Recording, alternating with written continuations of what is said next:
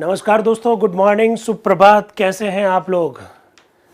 सर्दियां शुरू हो चुकी है और सुबह सुबह संविधान सभा की गर्मी से आप लोगों को गर्माहट दी जा रही है। जयनारायण व्यास विश्वविद्यालय जोधपुर के अंबेडकर अध्ययन केंद्र और लोक प्रशासन विभाग के द्वारा जो एक शानदार नवाचार जो किया जा रहा है, उसमें आप सभी लोगों का हार्दिक स्वागत है, हार्दिक अभिनंदन है। संविधान सभा के 7वें सत्र पर हम लोग हूबहू ऑनलाइन चर्चा कर रहे हैं। मेरे जूम के जो साथी है और मेरे जो यूट्यूब के जो साथी है, उन सब का मैं स्वागत कर रहा हूं और साथ ही साथ ये बता देता हूं आज क्या होने वाला है।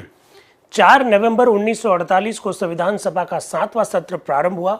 उस दिन डॉक्टर BR अम्बेडकर साहब ने एक प्रस्ताव रखा कि हमने जो मसौदा तैयार किया है, जो मसौदा संविधान है, उस पर चर्चा की जाए, उसके एक एक अनुच्छेद पर चर्चा की जाए। ये जो डॉक्टर BR अम्बेडकर साहब ने प्रस्ताव रखा, उस प्रस्ताव पर 2 संशोधन आए। एक दामोदर स्वरूप सेठ साहब का संशोधन आया था, एक हसरत मोहानी जी का आया कि आप संविधान सभा की बैठक को स्थगित कर दीजिए। क्यों कर दीजिए? क्योंकि संविधान सभा इस बात का अधिकार नहीं रखती है कि भारत के संविधान का निर्माण करवाए, क्योंकि संविधान सभा के सदस्यों का चुनाव वयस्क मताधिकार के आधार पर नहीं हुआ। इन लोगों ने यह तर्क दिया। इसके बाद में संविधान सभा के बहुत सारे सदस्यों ने इसका जवाब दिया। चर्चा अभी भी जारी है। आज 8 नवंबर 2023 से 8 नवंबर 1948 को संविधान सभा में जो कुछ हुआ, उस पर हम आज चर्चा करेंगे। आज संविधान सभा में क्या क्या हुआ होगा। पहली बात, वो चर्चा आगे बढ़ेगी। कौन सी चर्चा? डॉक्टर BR अम्बेडकर साहब के द्वारा जो मसौदा संविधान जो रखा गया, उस पर संविधान सभा के विभिन्न सदस्यों के विचारों को आज हम लोग जानेंगे। साथ ही साथ दोस्तों, आज ये भी बताना चाहता हूं कि आज संविधान सभा की 2 महिला सदस्य, एक बेगम अय्याज रसूल और दूसरी दक्षायणी वेलायुधन, ये दोनों अपने विचार आज रखेगी। आज पंडित जवाहरलाल नेहरू का भी एक विस्तृत उद्बोधन संविधान सभा में देखने को मिलेगा। इसी प्रकार से मसौदा समिति, प्रारूप समिति, ड्राफ्टिंग कमेटी, मसविदा समिति के एक बहुत महत्वपूर्ण सदस्य, बहुत बड़े विधि विशेषज्ञ अल्लादी कृष्णा स्वामी अय्यर का भी आज एक बड़ा शानदार उद्बोधन होगा। अब तक संविधान सभा में जो विभिन्न सदस्यों के द्वारा जो विचार रखे जा रहे हैं, उन विचारों के सार को वो प्रस्तुत करेंगे। मसौदा संविधान के संदर्भ में जो अलग अलग आलोचना जो की जा रही है, उस आलोचना का जवाब देते हुए दिखाई देंगे आपको अल्लादी कृष्णा स्वामी अय्यर। साथ ही साथ दोस्तों, आप जानते हैं पिछले कुछ समय से एक बहस चल रही है कि भारत का नाम क्या होना चाहिए, भारत होना चाहिए, इंडिया होना चाहिए। इसको लेकर बहुत सारी बहस हम लोगों ने पिछले 2-2.5 महीने में देखी है। आज उसका संकेत मिलेगा। आज उसका संकेत मिलेगा। संविधान सभा के एक सदस्य आएंगे और वो कहेंगे क्या नाम होना चाहिए, भारत होना चाहिए, इंडिया होना चाहिए। ऐसे ही कुछ विषयों पर आज चर्चा करेंगे।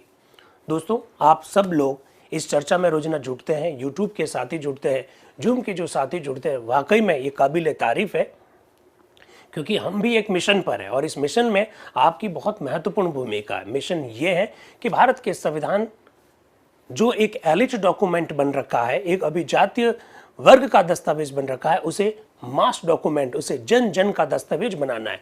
और जन जन का दस्तावेज बनाने के लिए संविधान के जो विभिन्न प्रावधान है, उन प्रावधानों को जोड़ने के पीछे मंशा क्या थी, क्या उद्देश्य थे, वो जानने बहुत जरूरी है। क्योंकि संविधान के संदर्भ में अक्सर हम भ्रांतियां देखते हैं और उन भ्रांतियों को दूर करना बहुत जरूरी है। क्योंकि भारत का संविधान भारत का सुप्रीम लॉ है और अगर सुप्रीम लॉ में हमारे देश के युवाओं की आस्था नहीं रही, तो ऐसी स्थिति में बहुत सारी दिक्कतों का सामना करना पड़ सकता है। इसी बात को ध्यान में रखकर हम लोगों ने ये चर्चा प्रारंभ की और मैंने जैसा कहा, ये भारत के संवैधानिक इतिहास में ऐसा पहली बार हो रहा है कि संविधान सभा की बहस को हम लोग हूबहू जान रहे हैं। इसलिए आपकी बड़ी महत्वपूर्ण भूमिका है। तो जो मेरे जूम के साथी जो जुड़े हैं, यूट्यूब के जो साथी जुड़े हैं, सबको सुप्रभात मैंने कह दिया है। अब सीधा हम चर्चा को आगे बढ़ाते हैं। वैसे सुरेश कुमार जी, गजेंद्र जी, सुरेश कुमार जी, 2 सुरेश कुमार जी हैं, क्या बात है। वीरेंद्र जी, आशा कुमारी जी, अरविंद जी, नरपत जी, देव खिलेरी जी, विराट जी, अरे विराट छाया हुआ है, ज्योति वर्मा जी, सबका स्वागत है। और सीधा हम अपनी चर्चा को आगे बढ़ा रहे हैं। सोमवार है, 8 नवंबर है, 1948 है। भारतीय विधान परिषद, जो यूट्यूब के जो नए साथी जुड़े हैं, उनको मैंने बार बार ये कहा कि थोड़ा सा इस बात को ध्यान रखें कि संविधान सभा के लिए जिस शब्द का प्रयोग हो रखा है, दैट इज विधान परिषद के वाद विवाद की सरकारी रिपोर्ट। आज 2 काम के बारे में संकेत है। एक, प्रतिज्ञा ग्रहण की जाएगी और रजिस्टर पर हस्ताक्षर किए जाएंगे। दोनों कॉन्सेप्ट क्या है इससे आपको परिचित करवा दिया गया, प्रतिज्ञा ग्रहण करने का मतलब। और विधान का जो मसौदा है, संविधान के लिए जिस शब्द का प्रयोग किया जाता है दैट इज विधान। विधान का जो मसौदा है उससे संबंधित प्रस्ताव पर चर्चा जारी रहेगी, ऐसा आप देख सकते हैं। 8 नवंबर उस दिन वहां सोमवार है, हमारे यहाँ पर आज बुधवार है, उस दिन वहां सोमवार है। भारतीय विधान परिषद की बैठक प्रातः 10 बजे कॉन्स्टिट्यूशन हॉल में नई दिल्ली में एकत्रित हुई।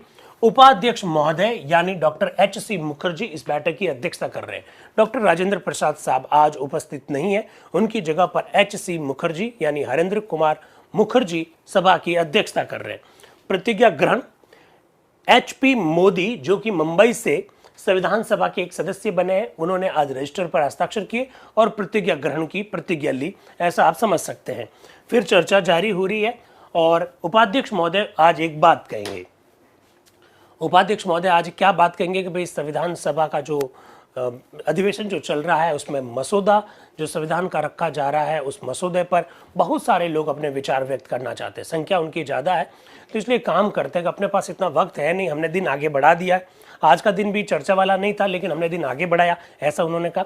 ऐसा करते हैं कि पहले जो माइनॉरिटीज़ अल्पसंख्यक समुदाय के जो सदस्य हैं पहले उनके विचार जाने जाए।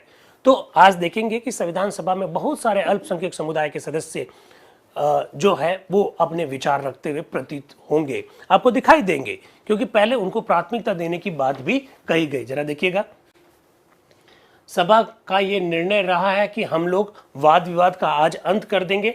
मेरी सूची में अभी भी 60 नाम है और मेरे लिए यह असंभव है कि मैं सबको बोलने का अवसर दूं। तो अनेक सदस्य एक साथ में बोले, सर आपकी आवाज़ सुनाई नहीं दे रही है। तब उपाध्यक्ष महोदय वापस बोले, निश्चय ही ये मेरे लिए संभव नहीं है कि मैं प्रत्येक सदस्य जो कि बोलने की इच्छा रखता है उनसे विचार व्यक्त करने का अवसर दूं। इसलिए मैंने ये निश्चय किया कि अल्पसंख्यक वर्ग के सदस्यों को पहले बोलने का मौका दिया जाएगा क्योंकि वो छूटने नहीं चाहिए, ऐसा वो कह रहे हैं। देखिए, इसके पीछे मंशा ये थी, आप लोग जानते हैं 15 अगस्त 1947 को जब भारत का विभाजन हुआ, भारत को जब आज़ादी मिली, तो संविधान सभा के प्रारंभिक अधिवेशनों में तो मुस्लिम लीग द्वारा जो सदस्य चुने गए थे वो सदस्य संविधान सभा की बैठकों में भाग ही नहीं ले रहे थे। संविधान सभा की बैठकों में वो भाग नहीं ले रहे थे। तो उद्देश्य प्रस्ताव उस दौरान पारित हुआ, संविधान सभा के नियम उस दौरान पारित हुए। तो ऐसा नहीं है कि मसौदा संविधान पर जब चर्चा की जाए तब भी अल्पसंख्यक सदस्यों को बोलने का मौका नहीं मिलेगा, तो फिर उनकी नाराजगी अपेक्षित रह सकती है। इसलिए इन्होंने क्या किया कि पहले भाई ये लोग बोले, ऐसा कहा गया। आप मुझे एक बात, कई मित्रों ने मुझसे पूछा है, इंस्टा पर मुझसे पूछा है और भी व्हाट्सएप मैसेज के द्वारा मुझसे लगातार पूछते रहते हैं कि सर 15 अगस्त 1947 को जो भारत आज़ाद हो गया, इससे पहले भारत का विभाजन हो गया, नया देश पाकिस्तान बन गया, तो मुस्लिम लीग के सारे मेंबर्स तो पाकिस्तान चले गए क्या? ऐसा नहीं है। मुस्लिम लीग द्वारा चुने गए बहुत सारे सदस्य संविधान सभा में बने रहे 15 अगस्त 1947 के बाद में। वही बेगम अयाज रसूल संविधान सभा की एकमात्र मुस्लिम महिला सदस्य थी, वो तो मुस्लिम लीग से ही तो चुनी गई थी।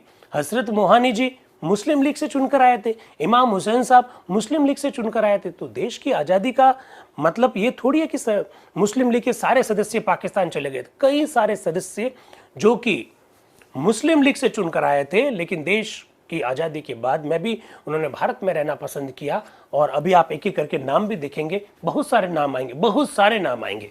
जरा देखिएगा, पहला मौका मिल रहा है महबूब अली बेग साहब। महबूब अली बेग साहब ये मद्रास से है और ये मुस्लिम है। क्या कह रहे हैं? उपाध्यक्ष महोदय, डॉक्टर अंबेडकर द्वारा किया हुआ विवेचन एवं पर्यालोचन बहुत ही स्पष्ट, पांडित्यपूर्ण, शिक्षाप्रद और व्याख्यात्मक रहा। हो सकता है हम उनके विचारों से सहमत न हो, किंतु सभी के सम्मुख मसौदे के विचारात्मक प्रस्ताव उपस्थित करते हुए आपने जो अनुपम भाषण दिया उसकी प्रशंसा किए बिना हम नहीं रह सकते। मसौदे में जो शासन प्रणाली रखी गई या जो विधान रखा गया, इन दोनों से ही मैं असहमत हूँ। डॉक्टर अंबेडकर ने इनके औचित्य के संदर्भ में जो कारण बताए, उनके सहमत होने से मैं असमर्थ हूँ। महबूब अली साहब कह रहे हैं कि डॉक्टर बी आर अम्बेडकर साहब का जो भाषण था अनपैरेलल, मतलब बड़ा जबरदस्त भाषण था, भाषण बहुत शानदार था, लेकिन मैं उनके कई सारे विचारों से सहमत नहीं हूँ। और उन्होंने अपने विचारों को रखते हुए जो तर्क दिए, उन तर्कों से भी मैं सहमत नहीं हूँ। ये है हमारी संविधान सभा। इसकी खूबसूरती को समझना होगा। यूट्यूब के जो साथी है वो जरा देखिएगा, संविधान सभा में खुलकर बोलते हैं सदस्य। जहां उनको आपत्ति है, जहां उनको दुविधा है, जहां उनको भ्रांति है, जहां उन्हें जानने की कहीं इच्छा है, खुलकर अपनी बात रख रहे हैं। फिर वो आगे कह रहे हैं, पहले मैं शासन पद्धति की बात ही ले लेता हूं।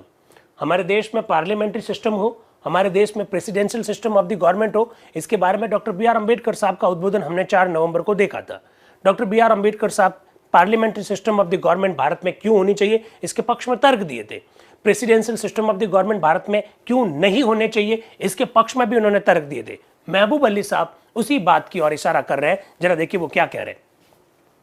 पहले मैं शासन पद्धति को लेता हूं। डॉक्टर अंबेडकर का मन यह है कि भारत में ब्रिटेन की तरफ पार्लियामेंट्री सिस्टम हो और अमेरिका की जो प्रेसिडेंशियल सिस्टम जो है उससे तो पार्लियामेंट्री सिस्टम अच्छा है, ऐसा महबूब अली साहब कह रहे हैं कि डॉक्टर अंबेडकर ने ऐसा कहा, क्योंकि ब्रिटेन की व्यवस्था में रिस्पॉन्सिबिलिटी ज्यादा है, अमेरिका का प्रेसिडेंशियल सिस्टम में रिस्पॉन्सिबिलिटी नहीं है, लेकिन अमेरिका का प्रेसिडेंशियल सिस्टम में स्थायित्व है। तो रिस्पॉन्सिबिलिटी इंग्लैंड वाले सिस्टम में है, अमेरिका वाले सिस्टम में स्थायित्व है।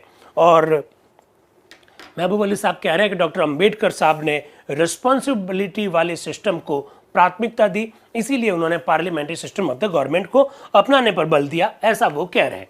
फिर वो बता रहे हैं कि हमारे हिंदुस्तान में, हमारे भारत में कौन सा सिस्टम अच्छा रहेगा, parliamentary system of the government के साथ क्या दिक्कत है और presidential system of the government के साथ क्या फायदे हैं, इसकी और महबूब अली साहब अपने भाषण में संकेत करते हुए कहना चाह रहे हैं।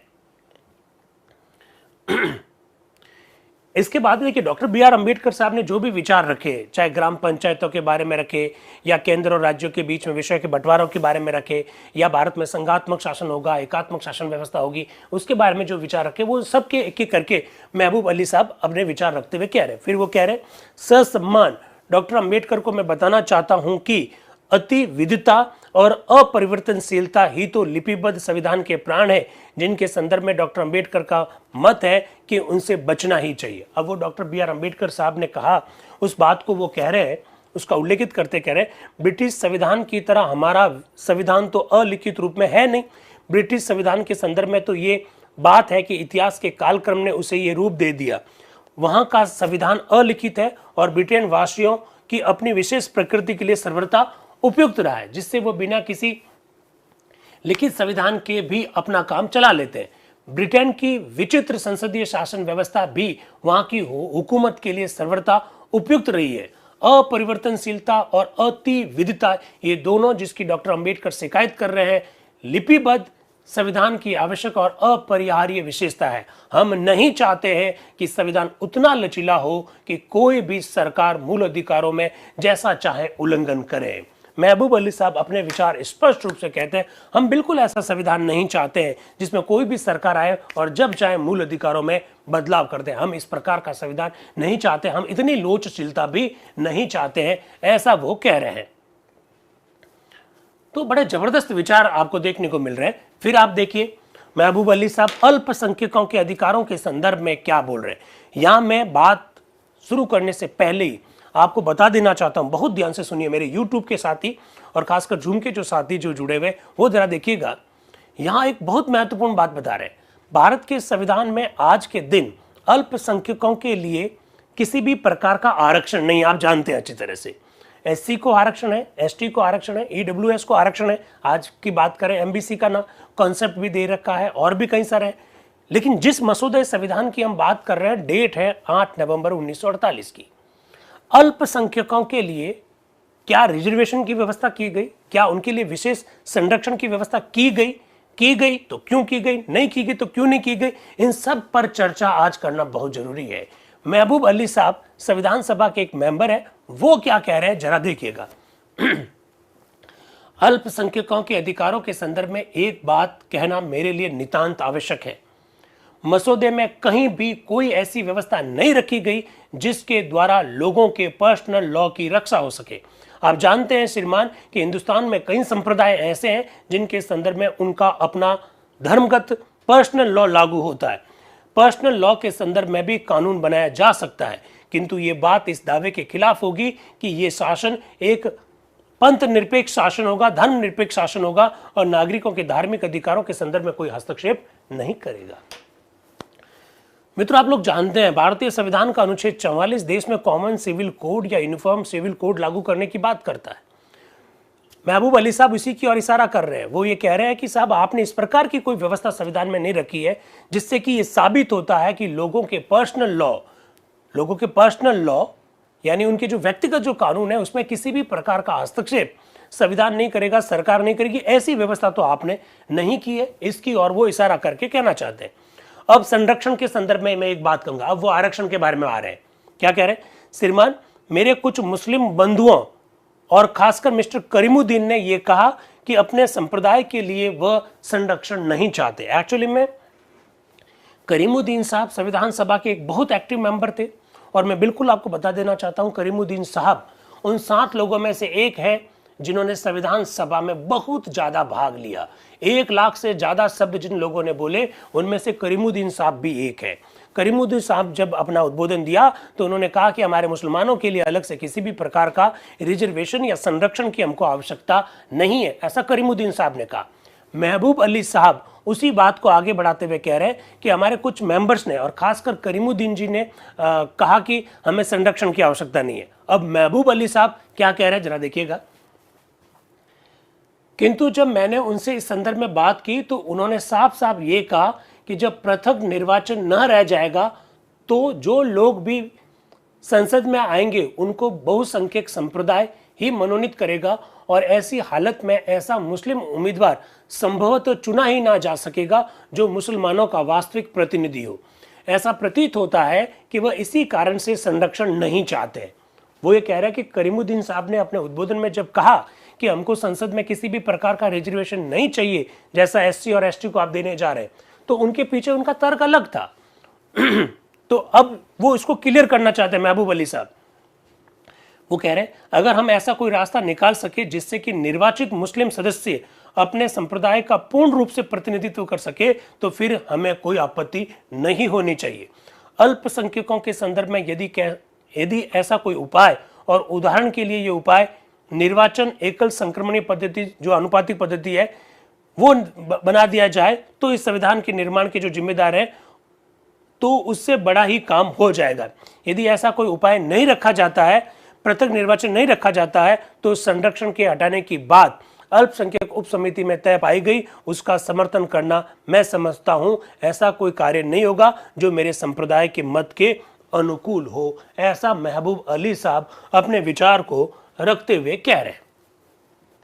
इसके बाद में संविधान सभा में एक और अल्पसंख्यक सदस्यों को बुलाया जाता है। नाम है श्री ZH लारी। ये संयुक्त प्रांत से है और ये भी मुस्लिम है। नाम है ZH लारी। क्या कह रहे हैं लारी साहब जरा देखिएगा। उपाध्यक्ष महोदय, संविधान पर अपना मत व्यक्त करने से पहले मैं आपके सामने एक शिकायत रखना चाहता हूं। जो मसौदा संविधान आपने रखा है उस पर अपनी बात को रखने से पहले मैं पहले तो एक शिकायत कर देता हूं।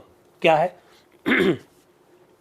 संविधान सभा ने तो भाषा के संदर्भ में कोई निर्णय किया या नहीं और इसके संबंध में विचार भविष्य के लिए स्थगित कर दिया, किंतु मसौदा समिति ने अपने मन से संविधान में इस आशय का एक खंड रख दिया कि सभा के कार्य संचालन के लिए हिंदी और अंग्रेजी का प्रयोग किया जाएगा। वो ये कह रहे हैं कि जब संविधान सभा ने ये तय नहीं किया कि हमारी भाषा कौन सी होनी चाहिए, हमने भाषा के संदर्भ में किसी भी प्रकार का कोई निर्धारण नहीं किया, तो मसौदा समिति ने किस बिहाफ पर ये सिस्टम रख दिया कि भाई हिंदी और अंग्रेजी में काम किया जाएगा, ऐसे आपने कैसे लिख दिया, ऐसा वो कह रहे हैं। ये मेरी शिकायत है, ऐसा लारी साहब कह रहे हैं।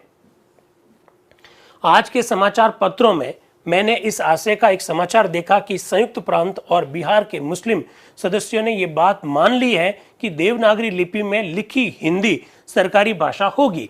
इसलिए मैं आवश्यक समझता हूं कि प्रारंभ में ही इस समाचार का खंडन कर दूं और साफ साफ ये बता दूं कि हम लोग हिंदी या उर्दू में लिखी हिंदुस्तानी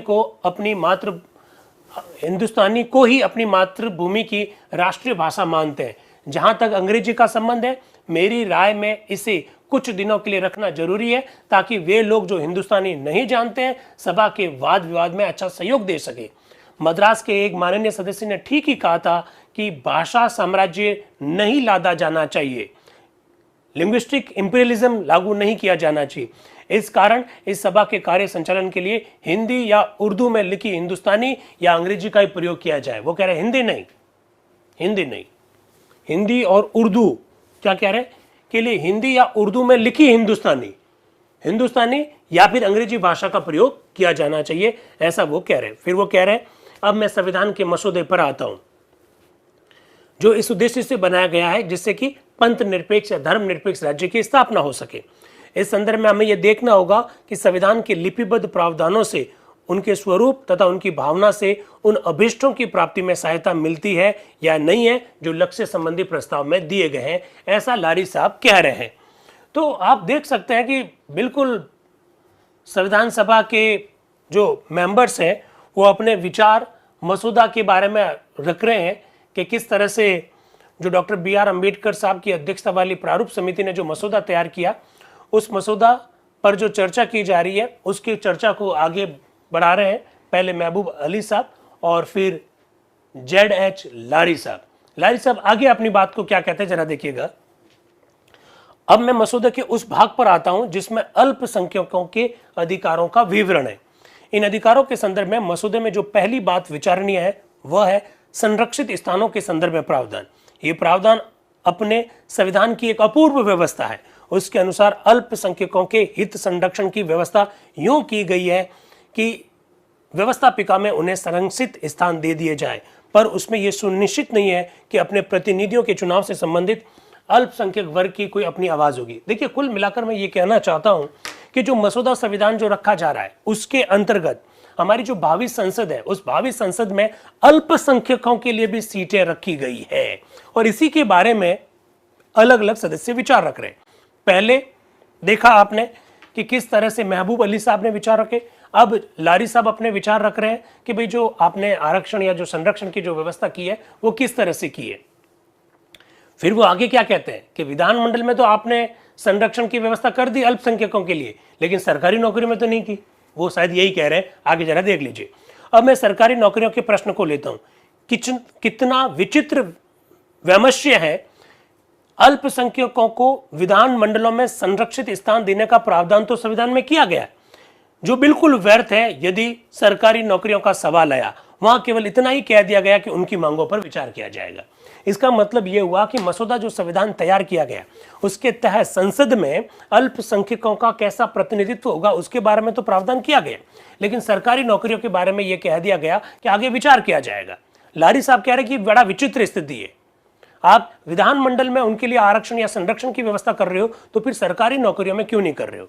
आप देखिए दोस्तों, आज के दिन भारत के संविधान की व्यवस्था क्या है और ये जो चर्चा की जा रही है उसमें बड़ा रात दिन का फर्क है।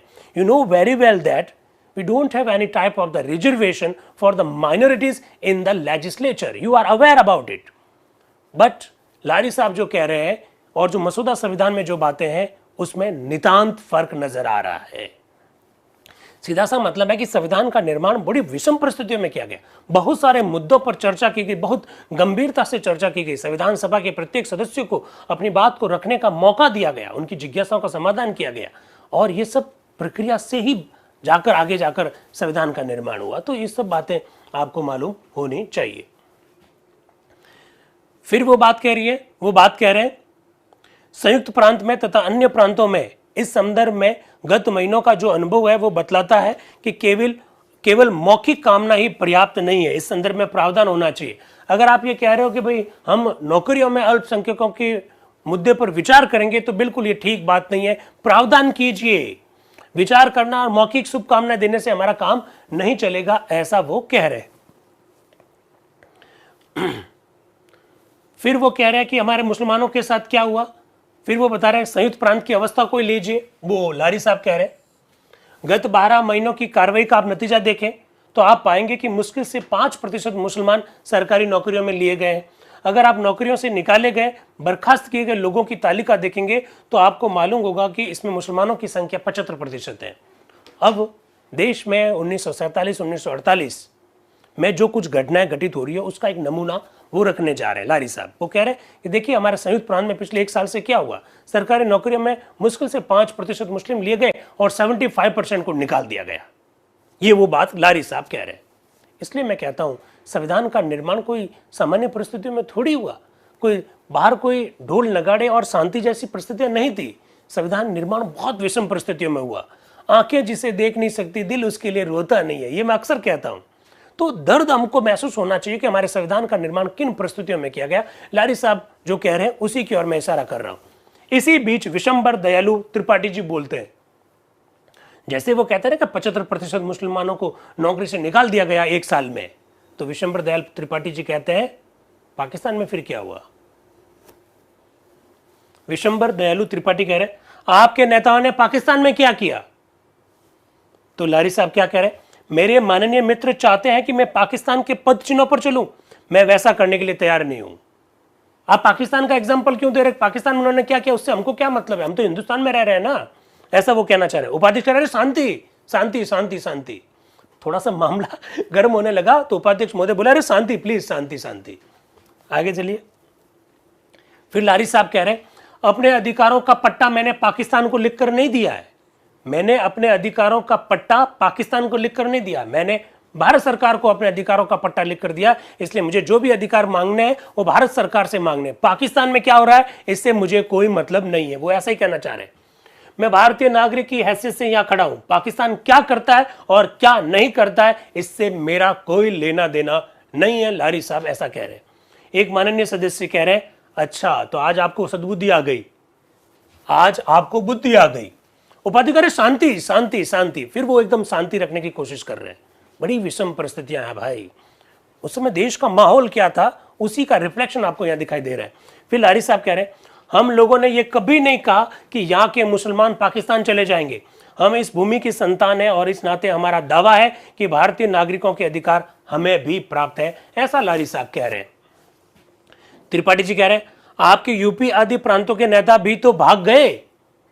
तो फिर लारी साहब वापस बोल रहे हैं आप बीच बीच में टोक कर जो कुछ कह रहे हैं उससे यही पता चलता है कि कितने अनुदार कितने अप्रजातांत्रिक बोलते हैं। इसी दौरान उनको रोक दिया जाता है, लारी साहब आगे कुछ और नहीं बोल पाते हैं। फिर उपाध्यक्ष कहते हैं शांति शांति शांति, मतलब गर्मा गर्म बहस हो रही है। उपाध्यक्ष महोदय उनको शांत रखने का प्रयास कर रहे हैं। फिर लारी साहब कह रहे हैं आपकी आज्ञा शिरोधार्य है। श्रीमान मैं ये कह रहा था कि समय बहुत कम है। तो उपाध्यक्ष महोदय कह रहे हैं आप तो अपना समय ले चुके हैं। फिर लारी साहब कह रहे हैं कृपा करके मुझे 2 मिनट और दे दीजिए। फिर वो आगे बोल रहे हैं अब मंत्रिमंडल का सवाल आता है। मैं मानता हूं कि इस संदर्भ में प्रतिनिधित्व की व्यवस्था संविधान में नहीं की जा सकती है, संसदीय शासन व्यवस्था में इसकी कल्पना ही नहीं की जा सकती है, किंतु इस बात पर तो आपको विचार करना ही चाहिए कि क्या हमारे लिए ये ठीक नहीं होगा कि आनुपातिक प्रतिनिधित्व चालू करके हम presidential system of the government पे चले। लारी साहब अध्यक्षात्मक शासन व्यवस्था चाहते हैं, लारी साहब आनुपातिक प्रतिनिधित्व चाहते हैं। डॉक्टर बी आर अंबेडकर साहब ने जो प्रारूप रखा है उस प्रारूप के अंतर्गत भारत में parliamentary system of the government की बात चल रही है। ये सब बातें आपको मालूम होनी चाहिए किस तरह से बातें आगे बढ़ रही है। अब आते हैं बिहार से हुसैन इमाम साहब। ये हुसैन इमाम साहब ये भी मुस्लिम लीग से चुनकर आए थे। हुसैन इमाम साहब क्या बोल रहे हैं जरा देखिएगा। संविधान के संदर्भ में जिस रूप में ये हमारे सामने रखा गया है मैं चंद शब्द कहना चाहता हूं। जिन बातों के संदर्भ में कुछ कहना चाहता था उनमें से कईयों पर पहले से विचार किया जा चुका है।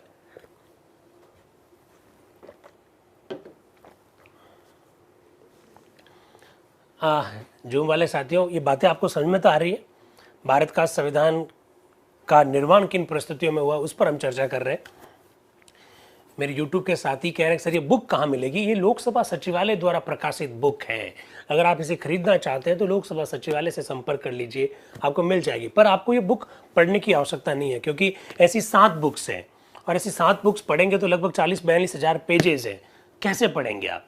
इसलिए तो आप लोगों के लिए चर्चा लाई जा रही है। संविधान आपके द्वार आ गया है, भारत का संविधान आपके द्वार आकर आपको ये सब सारी चीज़ें बता रहा है। संविधान की परिस्थितियाँ बताई जा रही है निर्माण की, तो इसलिए आपको उस बुक पे जाने की जरूरत नहीं है। आप तो आराम से इन YouTube पर इन क्लासेस को देख लीजिएगा, मेरे हिसाब से आपका काम हो जाएगा। हुसैन इमाम साहब क्या कहना चाहते हैं जरा देखिए। मैं ये जरूर कहना चाहूंगा कि मसौदा समिति के अध्यक्ष को यहां मैं बड़ी ही विकट स्थिति में पाता हूं। वाम पक्षियों ने तो उनके विरुद्ध ये कहा है कि उन्होंने सोवियत रूस के संविधान का अनुगमन नहीं किया और दक्षिण पंथियों ने उन पर यह आरोप लगाया कि उन्होंने प्राचीन परंपरा के अनुसार ग्राम पंचायतों को इकाई के रूप में स्वीकार नहीं किया। हुसैन इमाम साहब बड़ी जबरदस्त बात कर रहे हैं कि मैं डॉक्टर बी आर अम्बेडकर की स्थिति को समझ पा रहा हूं। वो कह रहे हैं कि डॉक्टर बी आर अम्बेडकर बड़ी विषम परिस्थितियों में है। विषम परिस्थितियों के इसलिए है कि दोनों उनकी आलोचना कर रहे हैं। वामपंथी उनकी आलोचना कर रहे हैं कि आपने सोवियत संघ के संविधान से कुछ नहीं लिया। दक्षिणपंथी उनकी इसलिए आलोचना कर रहे हैं कि आपने भारत की संस्कृति से कुछ नहीं लिया। तो डॉक्टर अंबेडकर बड़े विषम परिस्थिति में है, ऐसा हुसैन इमाम साहब कह रहे हैं। फिर वो कह रहे हैं, मैं कहूंगा कि मेरे कई मित्र के दिमाग में कुछ भ्रमात्मक बातें हैं जब वे ये कहते हैं कि संविधान में उन सभी मुसीबतों का, बुराइयों का हल होना चाहिए जिनसे कि आज देशवासी तकलीफ पा रहे हैं। ये काम संविधान का नहीं है कि वे रोटी और कपड़े की व्यवस्था करें। इस सभा के एक बड़े ही गंभीर और संयत सदस्य ने इस बात पर खेद प्रकट किया कि इन बातों के लिए संविधान में कोई प्रावधान नहीं है। हुसैन इमाम साहब कह रहे हैं कि छोटी छोटी बातें हैं, रोटी कपड़ा, इसलिए इनका प्रावधान करने की आवश्यकता संविधान में नहीं है, ऐसा वो कहना चाह रहे हैं। बड़ी गजब की बात है। फिर वो कह रहे हैं कि कुछ प्रदेशों के नाम कोई लीजिए जिन्हें हम पहले भारतीय रियासत। अच्छा, एक प्रॉब्लम और है। डॉक्टर बी आर अम्बेडकर साहब का 4 नवंबर 1948 का अगर आप उद्बोधन देखेंगे तो डॉक्टर बी आर अम्बेडकर साहब अपने उस उद्बोधन में प्रांतों और देशी रियासतों की बराबरी के दर्जे की बात कर रहे हैं। वो कह रहे हैं कि अब राजतंत्र खत्म होगा, लोकतंत्र की स्थापना होगी और अब एक प्रकार की व्यवस्था पूरे देश में की जाएगी। प्रांत और राज्य, जो देशी राज्य है, जो देशी रियासत है, वहां पर एक प्रकार की व्यवस्था स्थापित की जाएगी, उन्होंने अपने उद्बोधन में कहा। उसी की वो और इशारा करते हैं। वो कह रहे हैं कि जिन्हें हम पहले भारतीय रियासतें तथा ब्रिटिश भारतीय प्रांत कहा करते थे, इन दोनों ही प्रकार के प्रदेशों का संविधान में जो स्थान दिया गया उसे हम शायद ही समुचित और सम मान सकते हैं। उन्होंने कहा कि आपने जो व्यवस्था की है वो समान रूप से व्यवस्था नहीं है। रियासतों के लिए आपने कुछ अलग प्रावधान कर दिए और आपने जो ब्रिटिश प्रांत थे उनके लिए अलग से व्यवस्था कर दी, ऐसा वो कह रहे हैं। कौन? इमाम हुसैन साहब। आप ऐसा मत करिए। आप लोगों को दोस्तों मालूम है कि 7वें संविधान संशोधन जब 1956 में हुआ, उससे पहले तक देशी रियासतों के लिए व्यवस्था अलग थी। बहुत सारी देशी रियासतें जिन्होंने राज्य का रूप धारण किया, वहां पर राज प्रमुख का पद हुआ करता था, अगर आप लोगों को आइडिया हो तो देशी रियासतों और सभी राज्यों के लिए एक प्रकार की व्यवस्था होनी चाहिए, ऐसा हुसैन इमाम साहब अपने उद्बोधन के अंतर्गत कह रहे हैं। इवन वो तो अपने उद्बोधन में जोधपुर का भी उल्लेख कर रहे हैं, बीकानेर का भी उल्लेख कर रहे हैं। जरा देख लीजिए, जैसा डॉक्टर अंबेडकर ने स्वयं कहा है, मेरे मत से प्रांतों और रियासतों के बीच किसी प्रकार का अंतर नहीं रखना चाहिए। रियासतों को जो सेना रखने का अधिकार दिया है वो अनुचित है। जो मसौदा कॉन्स्टिट्यूशन के तहत रियासतों को जो सेना रखने का अधिकार दिया गया है, वो कह रहे हैं बिल्कुल गलत बात है। रियासतों को सेना रखने का अधिकार नहीं होना चाहिए। देश में अब राजतंत्र खत्म हो गया है, लोकतंत्र आ रहा है, ऐसा ही वो कुछ कह रहे हैं। वो कह रहे हैं भारत आज गतिशील अवस्था में है।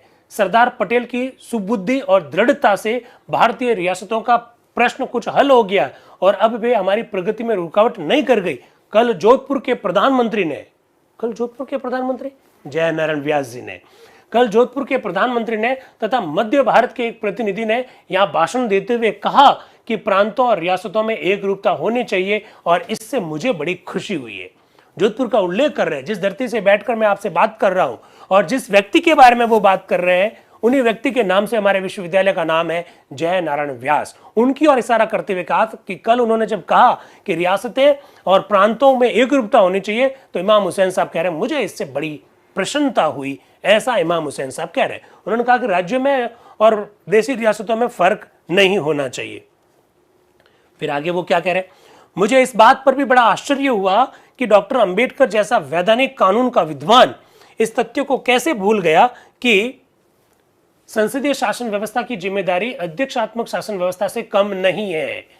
अब वो कह रहा है कि संसदीय शासन व्यवस्था या अध्यक्षात्मक शासन व्यवस्था में अंतर करते डॉक्टर बी आर अम्बेडकर साहब ने कहा था कि संसदीय शासन व्यवस्था रिस्पॉन्सिबल होती है, presidential system of the government में रिस्पॉन्सिबिलिटी नहीं होती। वहां स्थायित्व जरूर है लेकिन रिस्पॉन्सिबिलिटी नहीं है। वो ये कह रहे हैं कि डॉक्टर अम्बेडकर जैसा विधि का जानकार व्यक्ति ऐसे कैसे भूल कर सकता है और ये कह दे कि अध्यक्षात्मक शासन व्यवस्था में रिस्पॉन्सिबिलिटी नहीं होती है, ऐसा वो अपने उद्बोधन को करते हुए कह रहे हैं। फिर वो कह रहे हैं, जैसा मैंने पहले भी कहा था, मैं फिर कहूंगा, संविधान इस प्रकार निर्मित होना चाहिए कि वह देश की आवश्यकताओं के अनुरूप हो। मैं नेताओं से कहूंगा कि वे देश की हालत पर गौर करें। भारत के केंद्र संयुक्त प्रांत को देखिए, जहां एकमात्र दूसरा राजनीतिक दल समाजवादियों का है, जो बहुत ही प्रबल दल माना जाता था। स्थानीय और जिला बोर्डों के चुनाव में वहां क्या हुआ? वे हार गए। विधानमंडल के चुनाव में 12 स्थानों में जिन्हें समाजवादियों ने खाली किया, वहां एक सीट उनके हाथ से जाती रही। इस प्रकार आप क्या देश को चला पाएंगे? इस प्रकार की बात वो कह रहे हैं। फिर बड़ी गजब की बात कह रहे हैं, वो कह रहे हैं विपक्ष का दल होना चाहिए। काम की बात, काम की बात क्या कह रहे हैं मैं आपके सामने रख रहा हूं। वो कह रहे हैं संसदीय शासन व्यवस्था के लिए एक प्रभावशाली विपक्ष दल का होना आवश्यक है। अगर आप निर्वाचन क्षेत्रों को एक सदस्यात्मक रखते हैं तो कोई प्रभावपूर्ण विपक्ष दल होगा ही नहीं। आनुपातिक प्रतिनिधित्व की पद्धति अपनाकर ही आप देश में तानाशाही राज्य स्थापित होने के खतरे से बच सकते हैं। मैं बहुत विनम्रता पूर्व आपके समक्ष ये विचार रख रहा हूं कि देश में गणतंत्र की रक्षा के लिए ये नितांत आवश्यक है कि राज्य व्यवस्था ऐसी हो जिसमें एक विपक्षी दल सामने आए। कांग्रेस की प्रतिष्ठा, उसकी सर्वप्रियता, उसका नाम, इनको इतनी महत्ता प्राप्त हो गई है कि उसके विरुद्ध खड़ा होना किसी के लिए असंभव है। और इसका परिणाम यह है कि जैसा कि कई बार इंग्लैंड में हो चुका है, बहुसंख्यक निर्वाचकों के मतदान का कोई मूल्य नहीं रह जाता है। इस प्रकार की वो बात कहते हुए कह रहे हैं कि विपक्षी दल का होना बहुत जरूरी है। बड़ी गजब की बात कही है और आप मेरे हिसाब से आप इस बात को समझ सकते हैं वर्तमान समय की परिस्थितियों के अनुसार। फिर वो आगे कह रहे हैं कि देखिए इस प्रकार का सिस्टम अन्य दूसरे देशों में भी है।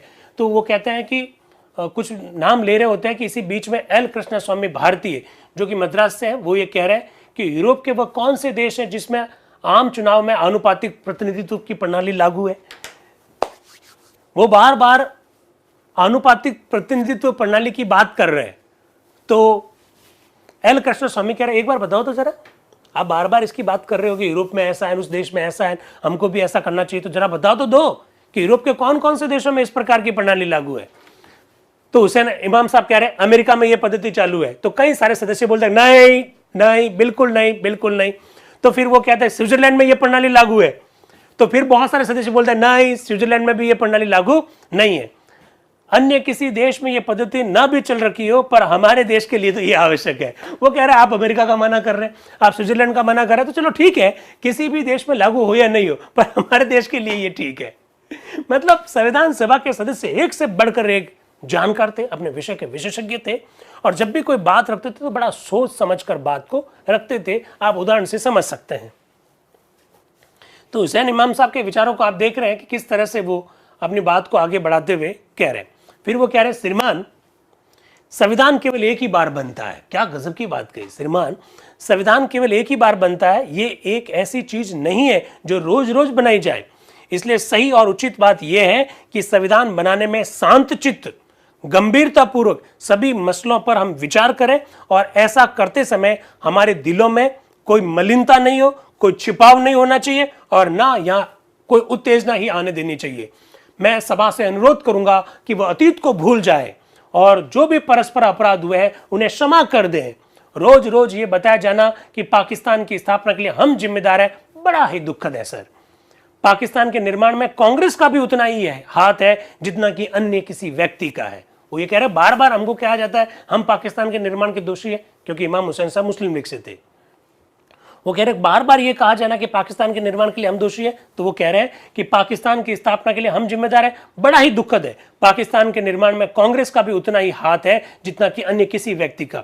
इसी भावना से प्रेरित होकर मैं इस बात के लिए अपील करूंगा कि मुसलमानों को बतौर बंधक या जामीन ना समझा जाए। हमें यह समझना चाहिए कि वे भारतीय नागरिक हैं और भारत की उनकी जन्मभूमि सुख सुविधाओं के उपयोग पर उनका वैसा ही अधिकार है जैसा किसी अन्य भारतीय का अधिकार है। ऐसा इमाम हुसैन साहब कह रहे हैं। फिर आते हैं बेगम अयाज रसूल। बेगम अयाज रसूल, आप जानते हैं संविधान सभा की जो 15 महिलाएं सदस्य हैं उनमें से एकमात्र मुस्लिम महिला सदस्य है बेगम अयाज रसूल।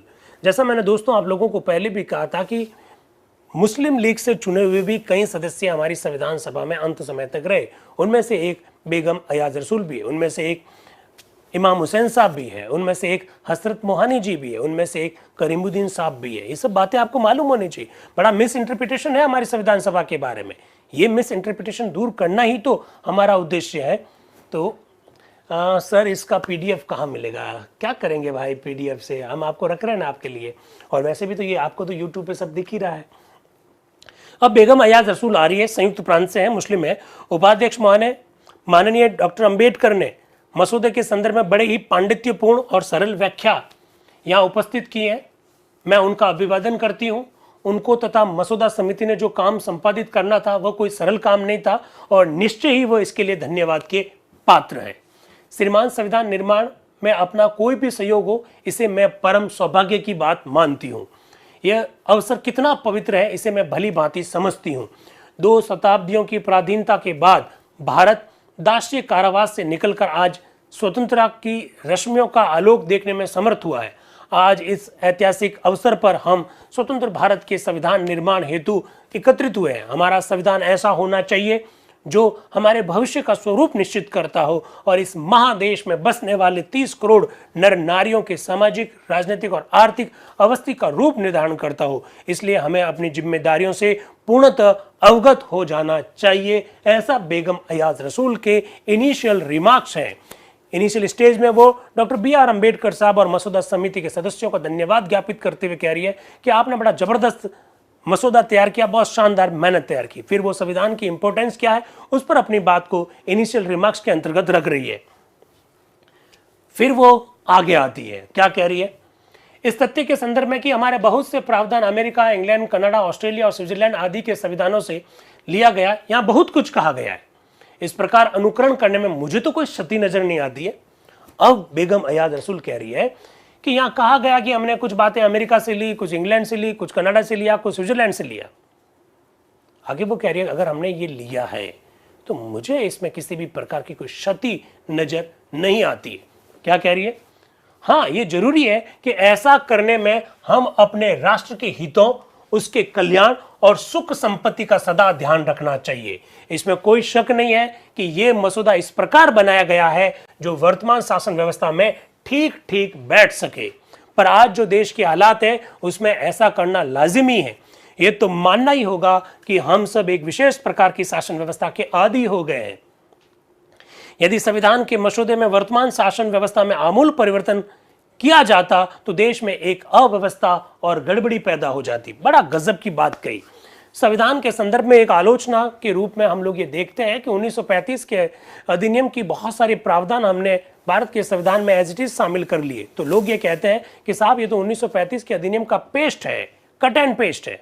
बेगम अयाज रसूल इसका जवाब देती हुई कह रही है कि साहब हम पिछले कुछ समय से एक व्यवस्था को संचालित करने में, एक व्यवस्था से संचालित होने के आदी हो गए और अचानक उसको बदल दिया तो देश में बड़ी अव्यवस्था हो जाएगी। ऐसा बेगम अयाज रसूल साहब कह रही है। जरा देखिएगा वो क्या कह रही है। यदि संविधान के मसौदे में वर्तमान शासन व्यवस्था में आमूल परिवर्तन किया जाता तो देश में एक अव्यवस्था, गड़बड़ी पैदा हो जाती। भारत के लिए गणतंत्रीय शासन व्यवस्था एक नई व्यवस्था है।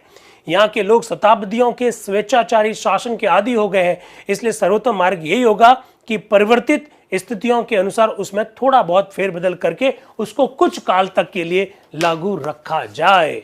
ऐसा बेगम अयाज रसूल कह रही है। आपको संविधान के संदर्भ में जो लोग आलोचना करते हैं उनका एकदम जवाब यहाँ पर आप देख सकते हैं। फिर वो आते हैं डॉक्टर अंबेडकर साहब ने जो ग्राम पंचायतों के बारे में कहा उसके जवाब की ओर। डॉक्टर अंबेडकर ने ग्राम पंचायतों के संदर्भ में जो कुछ कहा उसकी यहाँ बड़ी तीव्र आलोचना की गई। उपाध्यक्ष महोदय, इस संदर्भ में मैं डॉक्टर अंबेडकर से पूर्णतः सहमत हूं। लीजिए, ग्राम पंचायतों के संदर्भ में डॉक्टर BR अम्बेडकर साहब ने जो विचार व्यक्त किए उससे सहमति प्रकट करती हुई नजर आती है बेगम अयाज रसूल। वो क्या कह रही है? मैं पूर्णतः सहमत हूं। आधुनिक प्रवृत्ति यही है कि नागरिक का अधिकार प्रधान माना जाए, न कि किसी निकाय या ग्राम पंचायतों का, क्योंकि ये निकाय बहुत निरंकुश हो सकते हैं। ऐसा बेगम अयाज रसूल कह रही है। फिर वो मूल अधिकारों पर जो सीमाएं निर्धारित की गई है उस पर अपनी बात को रख रही है। और फिर आती है अल्पसंख्यकों के अधिकारों के संदर्भ में। क्या कह रही है जरा देखिएगा। अल्पसंख्यकों के लिए संरक्षित स्थानों का जो प्रश्न है उस पर सभा में बहुत कुछ कहा गया है। ये सच है कि अल्पसंख्यक उप समिति की सिफारिश पर गत वर्ष इस सभा में कई संप्रदायों के लिए संरक्षित स्थानों का सिद्धांत स्वीकार कर लिया था। उस समय भी मैं इसके विरोध में थी और आज भी हूं। लो, बेगम अयाज रसूल कह रही है कि साहब, अल्पसंख्यकों के लिए जो आप विशेष संरक्षण का जो प्रावधान कर रहे हैं, मैं पहले भी विरोधी थी और आज भी इसका विरोधी हूं। क्या कह रही है आगे, जरा देखिएगा।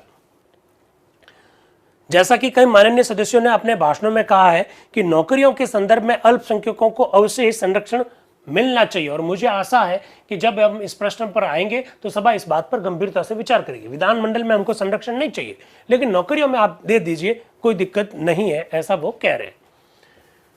दूसरा प्रश्न जिस पर सभा में बहुत वाद विवाद रहा है वो है भाषा का प्रश्न। आप जानते हैं संविधान सभा में एक बहुत हॉट इशू रहा है भाषा, तो उस पर वो क्या कह रहे हैं, वो क्या कह रही है, यह प्रश्न स्वभावतः एक महत्वपूर्ण प्रश्न है। जो भी हो, हमें इस संदर्भ में एक उपाय निकालना ही होगा जो देशवासियों को सर्वाधिक ग्राही हो। यह सच है कि ऐसी भाषा को राष्ट्रभाषा बनाना चाहिए। राष्ट्रभाषा कैसी भाषा होनी चाहिए, जवाब जरा देखिएगा। ऐसी भाषा को राष्ट्रभाषा बनाना चाहिए जो देश भर में अधिक बोली और समझी जाती हो। और इस संदर्भ में मैं इस तथ्य को अस्वीकार नहीं कर सकती हूं कि हिंदी ही वह भाषा है जिसे अधिकांश देशवासी बोलते हैं और समझते हैं। बेगम अयाज रसूल कह रही है कि किसी भी भाषा को राष्ट्रभाषा आप तब बनाइए जब ये देखें कि उसको बोलने वाले लोगों की संख्या कितनी है। फिर वो कह रही है कि राष्ट्रभाषा अधिक बोली और समझी जाने वाली भाषा होनी चाहिए। और फिर वो आगे बात कहती है कि मुझे बिल्कुल इसमें संदेह नहीं है कि हिंदी इस मापदंड पर खरा उतरती है। कौन कह रही है, बेगम अयाज रसूल। लेकिन, और ये बड़ा लेकिन है, आगे वो क्या कह रही है जरा देखिएगा। किंतु हिंदी शब्द की जो व्याख्या आज बहुमत वाला वर्ग करता है वह गलत है। ये तो मानना ही होगा कि हिंदी और हिंदुस्तानी में कोई बड़ा भेद नहीं है। प्रत्येक व्यक्ति इस तथ्य को स्वीकार करेगा कि जो भाषा देश में आज बोली जाती है, चाहे मुसलमानों द्वारा या हिंदुओं द्वारा, वह उस भाषा से बिल्कुल ही भिन्न है जिसे हिंदी के समर्थक हिंदी कहते हैं और जिसके लिए वे इतनी वकालत कर रहे हैं। ये लोग जिस भाषा का पक्ष प्रतिपादन कर रहे हैं वह संस्कृत निष्ठ हिंदी, जिसे देश का केवल एक छोटा सा वर्ग ही समझ पाता है। अगर हम गांवों की ओर देखें तो यह मालूम होगा कि जो भाषा देहातों में बोली जाती है वह यहाँ की तथाकथित हिंदी से सर्वथा भिन्न है। बेगम अयाज रसूल इस बात को तो स्वीकार कर रही है कि हिंदी को राष्ट्रभाषा बनाए, हमें कोई दिक्कत नहीं है, लेकिन जिस हिंदी भाषा की वकालत संविधान सभा में बहुमत वर्ग कर रहा है वह हिंदी और गांव में बोले जाने वाली हिंदी बड़ी अलग है। वो ये कह रहे हैं कि जिस हिंदी की वकालत वो कर रही है, वो लोग कर रहे हैं, वो संस्कृत निष्ठ हिंदी है। और बेगम अयाज रसूल ऐसा कह रही है कि वो हिंदी बहुत कम वर्ग के द्वारा, बहुत छोटे वर्ग के द्वारा बोली जा रही। ये सब तर्क वितर्क संविधान सभा में हुए, ये सब बातें हमको मालूम होनी चाहिए। इसके अतिरिक्त श्रीमान, मैं नहीं समझती कि यहाँ के 4 करोड़ मुसलमानों को यह कहना ठीक होगा कि वे तुरंत अपनी भाषा बदल दें। इस बात से तो मैं सहमत हूं कि देवनागरी लिपि में हिंदी हमें सीखनी होगी, किंतु इस परिवर्तन को अपनाने के लिए हमें कुछ समय भी मिलना चाहिए, ऐसा बेगम अयाज रसूल कह रही है 8 नवंबर 1948 को। फिर वो आगे कह रही है, अंत में श्रीमान मेरा यही कहना है कि संविधान में हम चाहे जो भी बातें रखें, पर सदा यही ध्यान रखना चाहिए संविधान ऐसा हो कि हमारा देश सशक्त हो, संपन्न हो और देशवासियों को सुख समृद्धि प्राप्त करने का समान अवसर प्राप्त हो सके।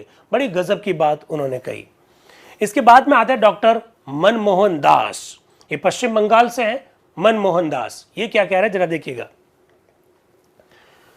अभी कुछ दिन हुए कि हमारे कानून मंत्री एवं मसौदा समिति के अध्यक्ष डॉक्टर BR अम्बेडकर ने इस सभा के समक्ष संविधान का मसौदा उपस्थित किया। इन चंद दिनों के अंदर सभा के कई सदस्यों ने इस मसौदे की तीव्र आलोचना की। ऐसे कुछ सदस्य अवश्य हैं जिन्होंने ये बात कही कि इस सभा को ये अधिकार और क्षमता ही नहीं प्राप्त है कि वह मसौदा को स्वीकार करे। इन चंद सदस्यों को छोड़कर बाकी सभी सदस्यों ने इस सभा की सत्ता को स्वीकार किया है। इन लोगों ने यत्र तत्र कुछ प्रयत्नों के साथ इस संविधान को स्वीकार किया है और इस काम को शुरू करने के लिए समुचित माना है। 2 लोगों ने ये कहा कि हमारी संविधान सभा को संविधान स्वीकार करने का अधिकार नहीं है, क्योंकि इस संविधान सभा के सदस्यों का चुनाव वयस्क मताधिकार के आधार पर नहीं हुआ। डॉक्टर मनमोहन दास भी उसी और इशारा कर रहे हैं कि कुछ एक चंद सदस्य हैं जिन्होंने ये बात कही है। देख सकते हैं बड़ी जबरदस्त बहस हमारी संविधान सभा में चल रही है। आगे क्या कह रहा है जरा देखिए।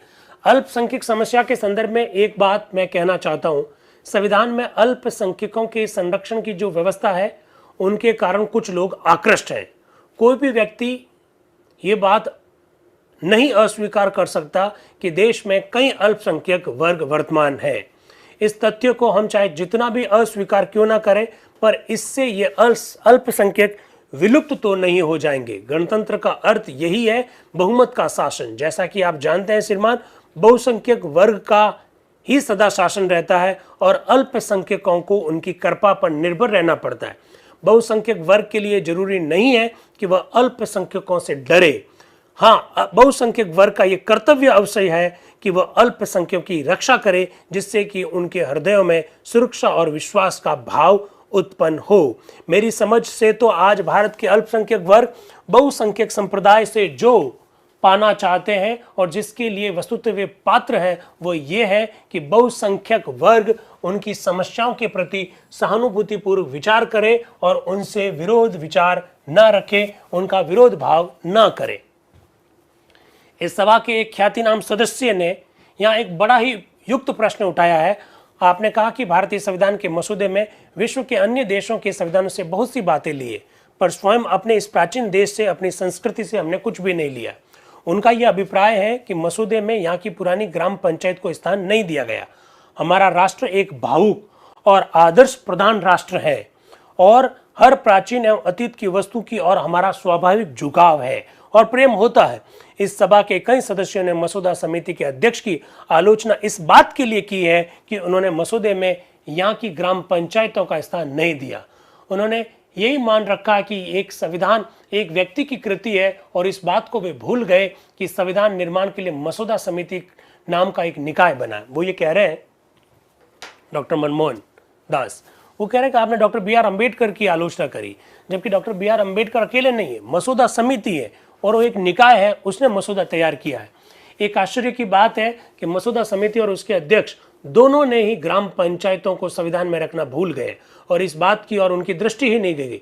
व्यक्तिगत रूप से मैं ऐसा समझता हूं कि मसौदा समिति ने जानबूझकर ये बात प्रांतीय विधानमंडलों पर छोड़ दी है कि इस संदर्भ में वे जैसा चाहे कानून बनाएं। दोस्तों, आप लोगों को अगर पता है तो आप ये जानते हैं कि जब हमारा संविधान लागू हुआ था तो हमने विषयों का बंटवारा जिस तरह से किया था, तो लोकल सेल्फ गवर्नमेंट जो है, हमने स्थानीय स्वशासन का जो विषय है वो राज्य सूची में रखा।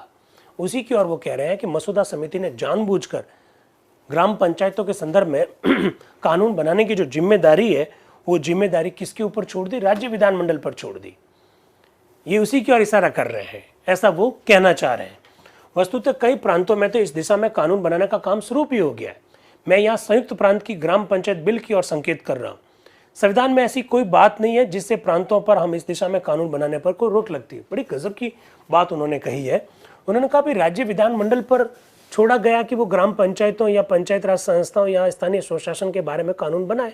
संविधान में ये कहाँ लिखा हुआ है कि राज्य विधानमंडल इस संदर्भ में कानून नहीं बना सकते? जब नहीं लिखा हुआ इसका मतलब बना सकते हैं और इसकी जिम्मेदारी राज्य विधानमंडल पर छोड़ना ठीक ही है, ऐसा वो कहना चाह रहे हैं। फिर वो कह रहे हैं उन सभी माननीय मित्रों का जो ग्राम पंचायत के इतने बड़े हामी हो रहे हैं, बतौर चेतावनी कि मैं चंद शब्द कहूंगा। जब तक, देखो बड़ी गजब की बात कही है। देखिए आज हम लोग देखते हैं कि हमारी ग्राम पंचायतों में, पंचायत राज संस्थाओं में एक बहुत बड़ी समस्या का सामना हमको करना पड़ रहा है। हम प्रधान पति देखते हैं, हम सरपंच पति देखने लगे, प्रधान पति देखते ही हैं और इवन जिला प्रमुख भी पति के रूप में देखने लगे। महिलाओं को जो आरक्षण दिया उसका दुरुपयोग हो रहा है। एससी और एसटी के लिए जो सीटें रिजर्व की गई है उसमें भी कई जगह पर हम लोगों को दबंग लोगों का प्रभाव देखने को मिलता है। ग्राम पंचायतों में शिक्षा का प्रसार नहीं होने और जनप्रतिनिधियों के लिए शिक्षा अनिवार्य न होने की वजह से बहुत नुकसान उठाना पड़ रहा है। उसकी और क्या गजब का संकेत आज से 75 साल पहले डॉक्टर मनमोहन दास ने दे दिया था। क्या कह रहे हैं? हूबहू मैं आपको सुना रहा हूं, बहुत ध्यान से सुनिएगा। गजेंद्र जी साहब, इस बात को बहुत महत्वपूर्ण बात है जो मैं आपके सामने रखना चाह रहा हूं। क्या ग्राम पंचायतों की हमारी स्थिति आज वर्तमान में जो है उसकी और 75 साल पहले इशारा कर दिया था। वीरेंद्र जी आप भी देखिएगा जरा ये क्या बात कह रहे हैं। यूट्यूब के साथ ही बहुत ध्यान से देखना, जो ग्राम पंचायतों से जो जुड़े हुए हैं उसको देखिए क्या कह रहे हैं वो। और 75 साल पहले उन्होंने क्या कहा पंचायतों के बारे में, जरा देखना। मैं हूबहू बता रहा हूं। जब तक कि देखिए, जब तक कि गांव के लोग शिक्षित नहीं हो जाते, राजनीतिक चेतना उनमें नहीं आ जाती, अपने नागरिक अधिकारों और कर्तव्यों का ज्ञान उन्हें नहीं हो जाता, इस ग्राम पंचायत प्रणाली को चलाने से लाभ के बदले हमें हानि अधिक होगी। क्या गजब की बात कही है विराट साहब, बड़ी जबरदस्त बात कही है। जब तक गांव के लोग शिक्षित नहीं हो जाते, राजनीतिक चेतना उनमें नहीं आ जाती, अपने नागरिक अधिकारों और कर्तव्यों का ज्ञान उन्हें नहीं हो जाता, इस ग्राम पंचायत प्रणाली को चलाने से लाभ के बदले हानि अधिक होगी। यूट्यूब के साथियों जरा देखिए क्या बात कही है। ग्राम पंचायत की व्याख्या यहां शताब्दियों तक रही है और अभी हाल में भी ये वर्तमान तक चलती रही है, पर इससे हमारे देश को क्या लाभ पहुंचा? सामाजिक, राजनीतिक और आर्थिक सम उत्थान में इससे हमें क्या सहायता मिली है? मैं जानता हूं, ये कहकर मैं लोगों को आक्रोश मोल ले रहा हूं और इसके कारण लोग हमारी तीव्र आलोचना करेंगे। यदि ग्रामवासियों को शिक्षित बनाने से पहले ही आप ये प्रणाली चालू कर देते हैं तो श्रीमान, मेरा ऐसा ख्याल है कि इससे यही होगा कि गांव के जो प्रभावशाली लोग हैं वह सारे अधिकार और सुविधाओं को हड़प जाएंगे। मुझे बताओ वीरेंद्र जी, क्या बात ये ठीक नहीं कही थी 75 साल पहले? बताइए, 75 साल पहले उन्होंने ये बात कही। वापस बोल रहा हूं, मेरा क्या कह रहे हैं वो, वापस जा रहा हूं बैक। यदि ग्रामवासियों को शिक्षित बनाने से पहले ही आप ये प्रणाली चालू कर देते हैं तो श्रीमान, मेरा ऐसा ख्याल है कि इससे यही होगा कि गांव के जो प्रभावशाली लोग हैं वही सारे अधिकार और सुविधाओं को हड़प जाएंगे और अपने स्वार्थ सिद्धि के लिए उनका प्रयोग करेंगे।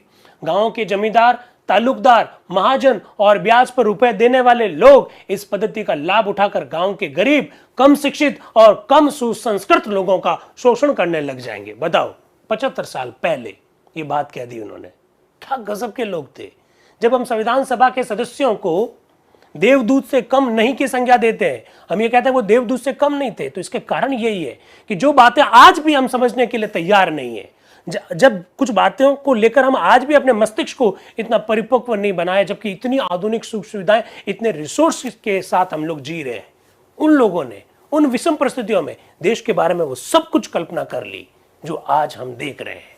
ये संविधान निर्माताओं का योगदान है। विकास जी सही कह रहे हैं, वर्तमान दशा का अंकन हो रहा है। बिल्कुल आप ठीक बात कह रहे हैं।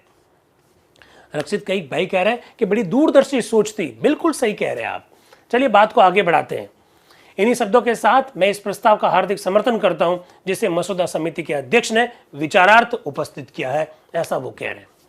अब आ रहे हैं VI मुन्नीस्वामी पिल्ले, जो कि मद्रास से हैं। वो क्या कह रहे हैं? उपाध्यक्ष महोदय, कोई भी व्यक्ति चाहे इस महती सभा में अथवा इसके बाहर मसौदा समिति के प्रयास और सेवाओं की महत्ता को, जिसने कि इस मसौदे को सभा के समक्ष विचार एवं स्वीकृति के लिए उपस्थित किया, कम नहीं कर सकता है। आने वाली पीढ़ी इस बात पर गर्व करेगी कि मसौदा समिति ने विश्व भर के प्रचलित सभी संविधानों का मंथन किया और उनमें से उन प्रावधानों को अपने संविधान में स्थान दिया जो कि हमारे इस महादेश के सम उत्थान के लिए अपेक्षित है। क्या बात कही है VI मुन्नीस्वामी पिल्ले ने। क्या कहा, वापस सुनिए। आने वाली पीढ़ी इस बात पर गर्व करेगी कि मसौदा समिति ने विश्व भर के प्रचलित सभी संविधानों पर मंथन किया और उनमें से उन प्रावधानों को जो अपने संविधान में स्थान दिया जो इस महादेश को समुन्नत करने का प्रयास करेगी।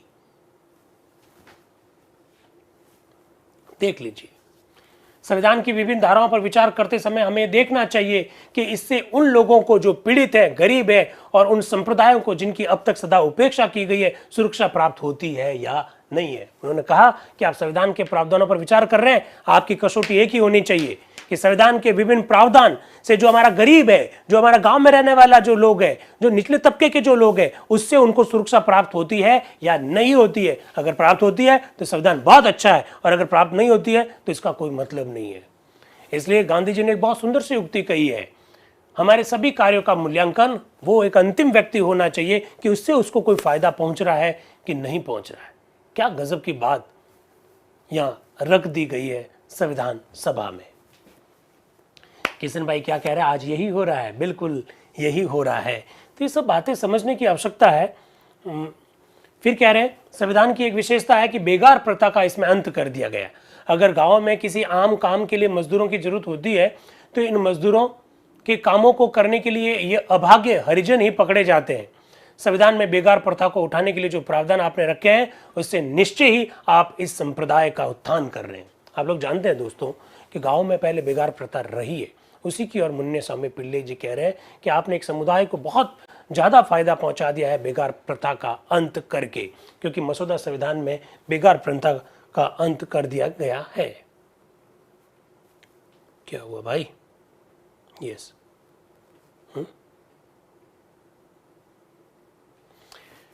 फिर वो क्या कह रहे हैं कि मंत्रियों की नियुक्ति के संदर्भ में संविधान में प्रधान को जो पूर्ण अधिकार दिया गया है, यदि आप 1935 के अधिनियम को देखें तो वहां आप इस आशय का प्रावधान पाएंगे कि गवर्नर या प्रधान अपने मंत्रियों को चुनने में अल्पसंख्यक संप्रदायों के हकों का भी ख्याल रखते थे।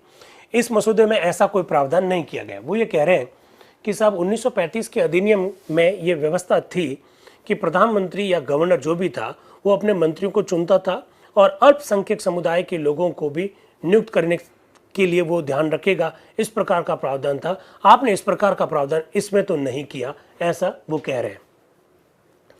इस मसौदे में ऐसा कोई प्रावधान नहीं किया गया। मुझे विश्वास है कि इस मसौदे पर आगे चलकर जब आप विचार करेंगे तो इस संदर्भ में जरूर प्रावधान करेंगे जिससे कि मंत्री पद के संदर्भ में अल्पसंख्यक संप्रदाय के हकों का भी ख्याल रखा जाए।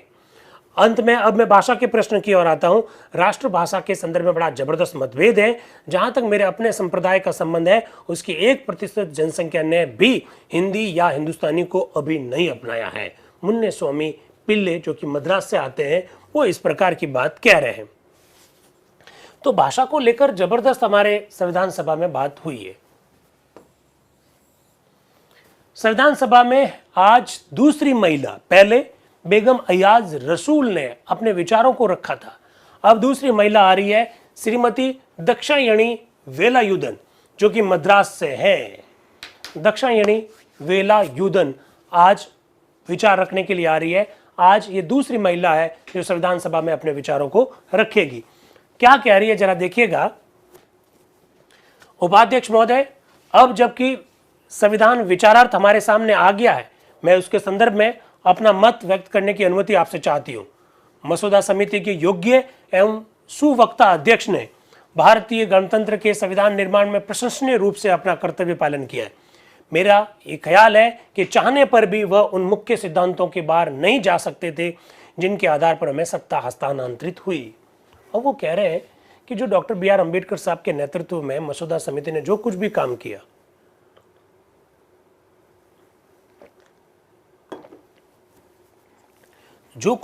किया, वो काम उनकी एक सीमा थी जिसके तहत हमें सत्ता हस्तांतरित हुई थी। उन्हीं सिद्धांतों में रहकर ही ये समिति अपना काम कर सकती थी, ऐसा वेलायुधन कह रही है। फिर वो कह रही है कि संविधान के संदर्भ में एक आम आलोचना ये हुई है कि ये मसौदा भारत शासन अधिनियम 1935 की कॉपी है, किंतु इस संदर्भ में हमें ये बात याद रखनी चाहिए कि ब्रिटिश साम्राज्यवाद एवं शासन पद्धति की हमें एक देन मिली हुई है जो संसदीय शासन व्यवस्था के रूप में विख्यात है। दाक्षायणी वेलायुधन भी यही बात कह रही है कि हमारे इस मसौदे की इस बात को लेकर आलोचना हुई कि इसमें हमने 1935 के अधिनियम से बहुत सारी बातें ले ली है। दाक्षायणी वेलायुधन भी यही कह रही है कि साहब हमने तो देश की आज़ादी जो ली है अंग्रेजों से ली है और हमारे यहाँ पर उनकी विरासत है, ये हम प्रैक्टिस में आ चुके हैं, इसलिए हमको कई सारी बातों को ग्रहण करना पड़ा। फिर वो कह रही है मुसीबत तो ये है कि हमें तब भी इसी पर निर्भर करना पड़ता था और स्वतंत्रता प्राप्ति के बाद इस संविधान के अमल के आने पर भी हमें इसी पर निर्भर करना पड़ेगा। ऐसा वो अपनी बात को वेलायुधन कह रही है। तो बड़ा गजब की बातें आपके सामने रखी जा रही है। अब देखिए हमारे यहाँ केंद्र शासित प्रदेश कितने हैं। दिल्ली केंद्र शासित प्रदेश है, पुडुचेरी केंद्र शासित प्रदेश है, दमन और दीव है, चंडीगढ़ है, अंडमान निकोबार द्वीप समूह एक संघ शासित प्रदेश है। अब संघ शासित प्रदेशों पर चर्चा की जा रही है। बड़ी गजब की चर्चा है और ये बहुत महत्वपूर्ण चर्चा है। जो लोग दिल्ली से और पुडुचेरी से, चंडीगढ़ से या किसी संघ शासित प्रदेश से हैं, उनके दर्द को यहाँ बयान किया जाएगा। वेलायुद्धन एक प्रश्न कर रही है कि आपने ये संविधान जो बनाया है उस संविधान में आपने ये संघ शासित प्रदेश रखे ही क्यों है? आप मुझसे एक प्रश्न पूछ सकते हैं कि संघ शासित प्रदेश रखे क्यों है? वैसे आज हमारे देश में जो संघ शासित प्रदेश है वो हमने क्यों रखे हैं, इसका क्या जवाब है बताइए। दिल्ली एक संघ शासित प्रदेश है। बड़ा गजब का आज चर्चा होगी दिल्ली के बारे में। मैं वो चर्चा आपके सामने बताना चाहता हूं और उन लोगों की पीड़ा भी आपके सामने रखना चाहता हूं जो संघ शासित प्रदेश में रह रहे हैं। संघ शासित प्रदेश यानी जहां पर संघ का शासन लागू होगा, जहां प्रधानमंत्री जी और संसद जो तय करेंगे वो कानून लागू होंगे। संघ शासित प्रदेश यानी जो राष्ट्रपति जी के द्वारा वह कार्य किया जाएगा। संघ शासित प्रदेश का मतलब जहां राज्य का विधानमंडल नहीं होगा। संघ शासित प्रदेश मतलब जहां राज्यपाल नहीं होंगे, मुख्यमंत्री और मंत्री परिषद नहीं होगी, वो संघ शासित प्रदेश कहलाते हैं। आज उसकी पीड़ा को आपके सामने रखने जा रहे हैं। बहुत ध्यान से सुनिएगा। अभी तो पीड़ा शुरू हुई है, फिर दिल्ली की भी बात आएगी। दिल्ली पर विस्तार से चर्चा करेंगे आज के दिन। और आजकल आप जानते हैं कि केंद्र सरकार और दिल्ली सरकार के बीच में जो विवाद चल रहा है, उस विवादों का समाधान के कई न कई संकेत आपको इस सभा की बैठक में आज दिखाई देंगे। इसलिए मैं कह रहा हूं कि आपको ये सब चीजें देखनी चाहिए, समझनी चाहिए। जरा देखिए, मेरी समझ में एक बात नहीं आती है कि श्रीमान नवीन संविधान में संघ शासित क्षेत्रों की व्यवस्था क्यों रखी जाए। अंग्रेजों ने इन क्षेत्रों को केवल इसलिए रखा था कि देश में वो अपना सैन्य शासन रख सके। अरे भाई, अंग्रेजों ने तो संघ शासित प्रदेश इसलिए बनाए थे कि वो अपना सैन्य शासन स्थापित करना चाहते थे। पर मैं ये समझ नहीं पाती कि आखिर हम अपने वर्तमान संविधान में इन्हें क्यों रखें। अच्छा होगा कि इन क्षेत्रों को पास के प्रांतों को मिला दिया जाए, चंडीगढ़ को मिला दिया जाए, अंडमान निकोबार का जो भी स्टेट पास में पड़ता है उसमें मिला दिया जाए, दमन दीव ये जो भी पास में स्टेट है मिला दिया जाए, पुडुचेरी को जहां पर भी है उसके पास में जो राज्य है उसमें मिला दिया जाए, ऐसा वेलायुद्धन कह रही है। और ऐसा करने में हमारा कोई नुकसान भी नहीं है। संविधान निर्माताओं ने यह खंड संविधान में रख दिया और इसलिए हमें इस पर विचार करना पड़ रहा है। क्यों रखा यार, ऐसा वो कह रही है। अब चंद शब्द मैं समाजवादी दल की उस मांग के संदर्भ में कहूंगी जिसको इन्होंने यहां उपस्थित किया है। समाजवादी दल को देश में आज भी द्वितीय स्थान प्राप्त है और वह विपक्षी दल के रूप में अधिकार रूढ़ दल के सामने आना चाहता है। इस बात से इनकार नहीं किया जा सकता कि देश में इस दल की धाक है और इसमें बहुसंख्यक लोग अनुगामी है। उन्होंने इस बात की घोषणा भी कर रखी है कि वह भविष्य में वह एक वैध विपक्षी दल के रूप में रहना चाहते हैं। किंतु मैं इतना अवश्य कहूंगी कि मैं उनकी मांग से सहमत नहीं हूं। इस संविधान सभा को समाप्त कर दिया जाए। समाजवादियों की एक मांग है कि संविधान सभा को समाप्त कर दिया जाए, मैं उसकी मांग से सहमत नहीं हूं। इस संदर्भ में मुझे एक सुझाव रखना है। वर्तमान संविधान प्रभावी होने पर आम चुनाव के समय जनता के समक्ष आएगा। उस समय इसी बात पर चुनाव लड़ा जाएगा कि संविधान मंजूर हो या रद्द कर दिया जाए। यदि उस समय निर्वाचक बहुमत से इसे स्वीकार कर देंगे तो हम ये समझ लें कि समस्त देश ने इसे मान लिया, और यदि बहुमत द्वारा यह अस्वीकृत हो जाए तो ऐसा मान लिया जाए कि सारे देश ने इस संविधान को अस्वीकार कर लिया। फिर अधिकार रूढ़ होने वाला यह दल और तत्पश्चात निर्मित विधान पर विचार करके उसमें जो आवश्यक संशोधन है वो कर ले, ऐसा वो कहना चाह रही है। अब भैया देश बंधु गुप्त आ रहे हैं, दिल्ली से आ रहे हैं, दिल्ली की बात रखेंगे। दिल्ली की बात रखने वाले हैं देश बंधु गुप्त, और बड़े जोर शोर से रखेंगे। और मुझे लगता है कि आज अगर आपने ये चर्चा अगले 10 मिनट तक दिल्ली के बारे में सुन ली तो दिल्ली के संदर्भ में आपके सारे कंसेप्ट क्लियर हो जाएंगे। हमारे संविधान निर्माताओं की जो सोच है वो आपकी यहां पर क्लियर हो जाएगी। जरा देखिएगा। उप सभापति महोदय, मुझे अफसोस है कि ड्राफ्टिंग कमेटी के चेयरमैन डॉक्टर अंबेडकर साहब को, जिन्हें हाउस के मुख्तलिफ मेंबरान ने बधाई और मुबारकबाद दी है, मुबारकबाद मैं नहीं दे सकता। साहब कह दिया देश बंधु गुप्त ने कि साहब मुझे बड़ा अफसोस है कि हमारे संविधान सभा के कई सारे मेंबर्स ने डॉक्टर BR अंबेडकर साहब को बधाई दी, लेकिन सॉरी टू से मैं उनको बधाई नहीं दे सकता। आंखें जिसे देखती नहीं है, दिल उसके लिए रोता नहीं है। मैं ड्राफ्टिंग कमेटी की सिफारिश का वह हिस्सा जिसका चीफ कमिश्नर प्रोविंसेस से ताल्लुकात है, बड़े गौर से मैंने पढ़ा है। मैं अपने रिमार्क्स इस हिस्से तक ही रखना चाहता हूं। हाउस के मेंबरान इस हिस्से को जरा गौर से पढ़े।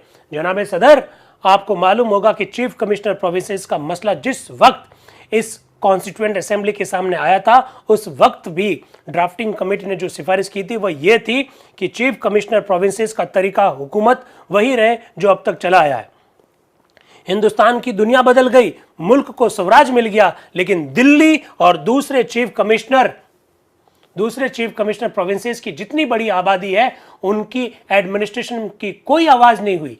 जिस वक्त इस किस्म की सिफारिश हमारे सामने कॉन्स्टिट्यूएंट असेंबली में आई तो चीफ कमिश्नर प्रोविंसेस के नुमाइंदों ने अपनी आवाज बुलंद की और कॉन्स्टिट्यूएंट असेंबली की एक स्पेशल सब कमेटी मुकर्रर की गई थी। साहब, जब संविधान सभा में जब चर्चा शुरू हुई थी तो आपने कहा था कि जो चीफ कमिश्नरी प्रांत है, कौन कौन थे बताओ भाई, चीफ कमिश्नरी प्रांत कौन कौन से थे? यूट्यूब वालों आप बता दो। देश की आजादी के समय चीफ कमिश्नरी प्रांत 4 थे, जल्दी बताओ ना भाई। दिल्ली था, क्या बात है, और कुर्ग था, और देश की आजादी से पहले तो बलूचिस्तान भी था, और अजमेर मेरवाड़ा भी था। उसी पर चर्चा आज आ रही है, जरा देखिएगा। तो आपने चीफ कमिश्नरी प्रांतों पर चर्चा करने के लिए एक सब कमेटी बनाई थी। उस सब कमेटी की रिपोर्ट का क्या हुआ, ऐसा देशबंधु गुप्त कह रहे हैं। देशबंधु गुप्त खुद दिल्ली से आते हैं, दिल्ली की समस्याओं को बहुत बेहतर ढंग से जानते हैं। वो कह रहे हैं कि दिल्ली में कोई छोटी समस्या भी हो जाएगी तो क्या हम प्राइम मिनिस्टर के पास जाएंगे? हमारी खुद की हुकूमत होनी चाहिए। जब पूरे देश की व्यवस्था बदल रही है तो हमारे दिल्ली जैसे प्रांतों की, जो कि संघ शासित प्रदेश है, उनकी व्यवस्था क्यों नहीं बदल रही है? हमारे यहाँ पर भी आप मुख्यमंत्री बनाओ, हमारे यहाँ पर भी आप राज्य विधानमंडल बनाओ। ऐसे ही कुछ भाव आपको नजर आने वाले। जरा देखिएगा।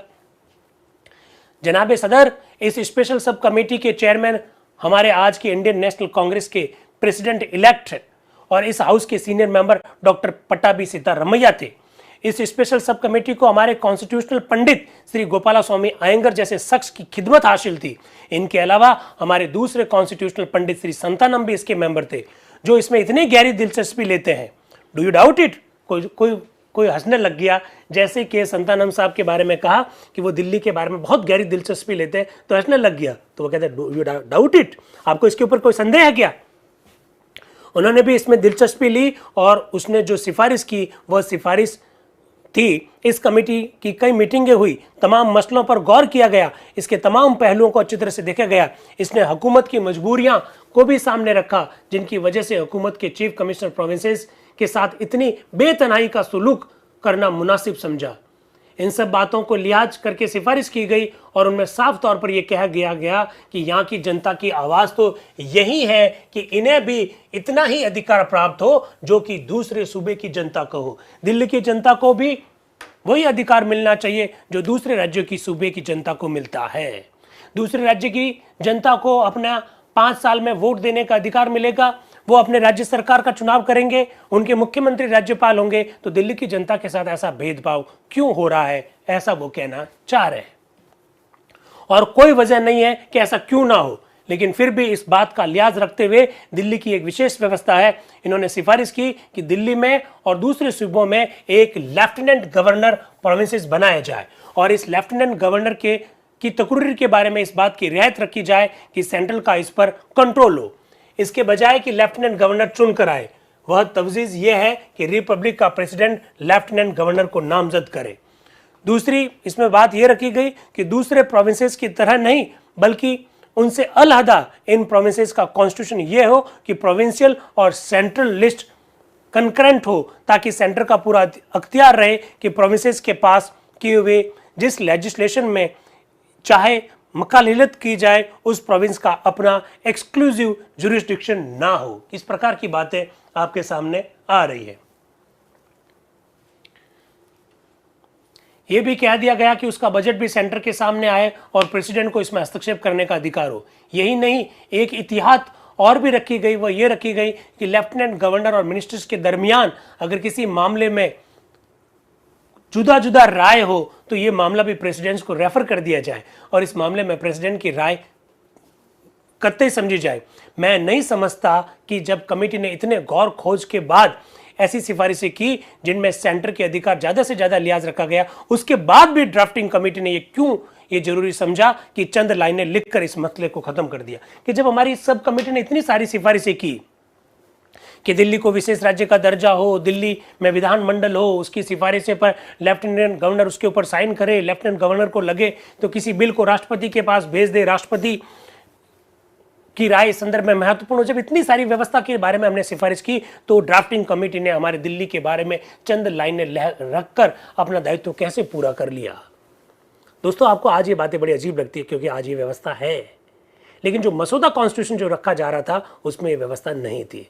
और मसौदा कॉन्स्टिट्यूशन क्यों, जब संविधान लागू हुआ तब भी ये व्यवस्था नहीं थी। आप जानते हैं दिल्ली के लिए विशेष प्रावधान 69th कॉन्स्टिट्यूशनल अमेंडमेंट के द्वारा 1992 में किए गए थे।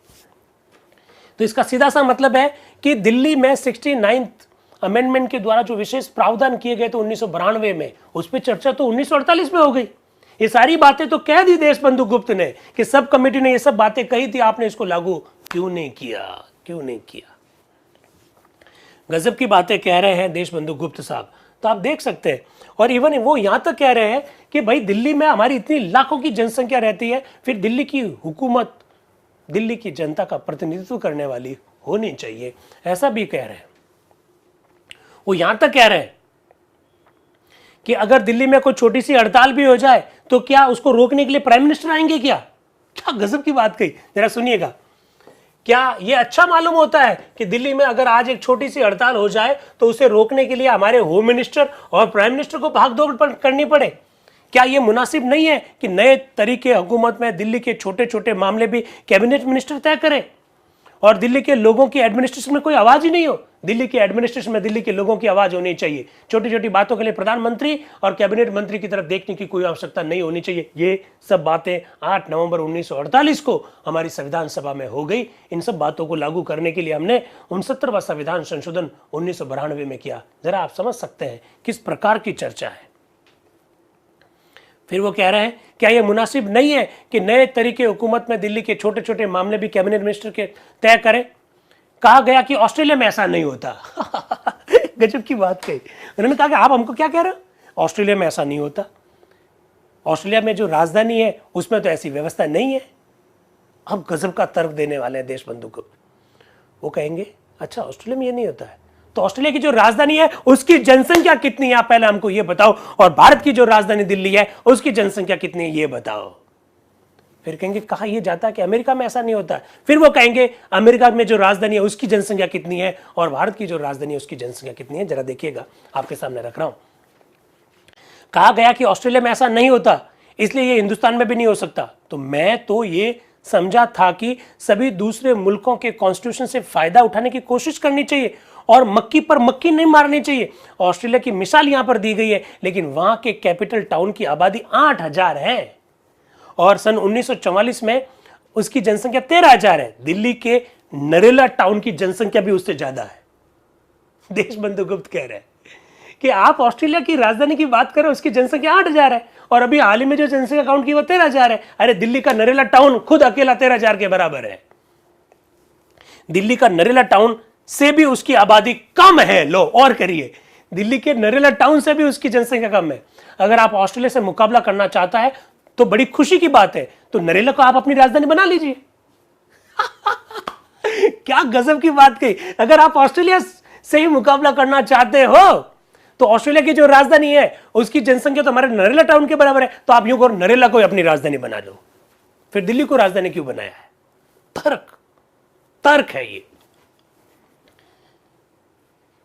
नरेला को अपना कैपिटल बना लीजिए और उसका अधिकार अपने हाथ में रख लो, हमको कोई प्रॉब्लम नहीं है। नरेला को राजधानी रखो, फिर दिल्ली को राजधानी मत रखो आप। फिर वो कह रहे हैं दिल्ली वालों को कोई ऐतराज नहीं होगा इससे। दूसरी मिसाल वॉशिंगटन की दे रहे हो आप हमको बार बार, अमेरिका की, उसके बारे में क्या कह रहे हैं? यह मिसाल एक हद तक मुनासिब हो सकती है, लेकिन मैं समझता हूं कि दिल्ली और वॉशिंगटन को एक ही तराजू में तोला नहीं जा सकता। क्यों?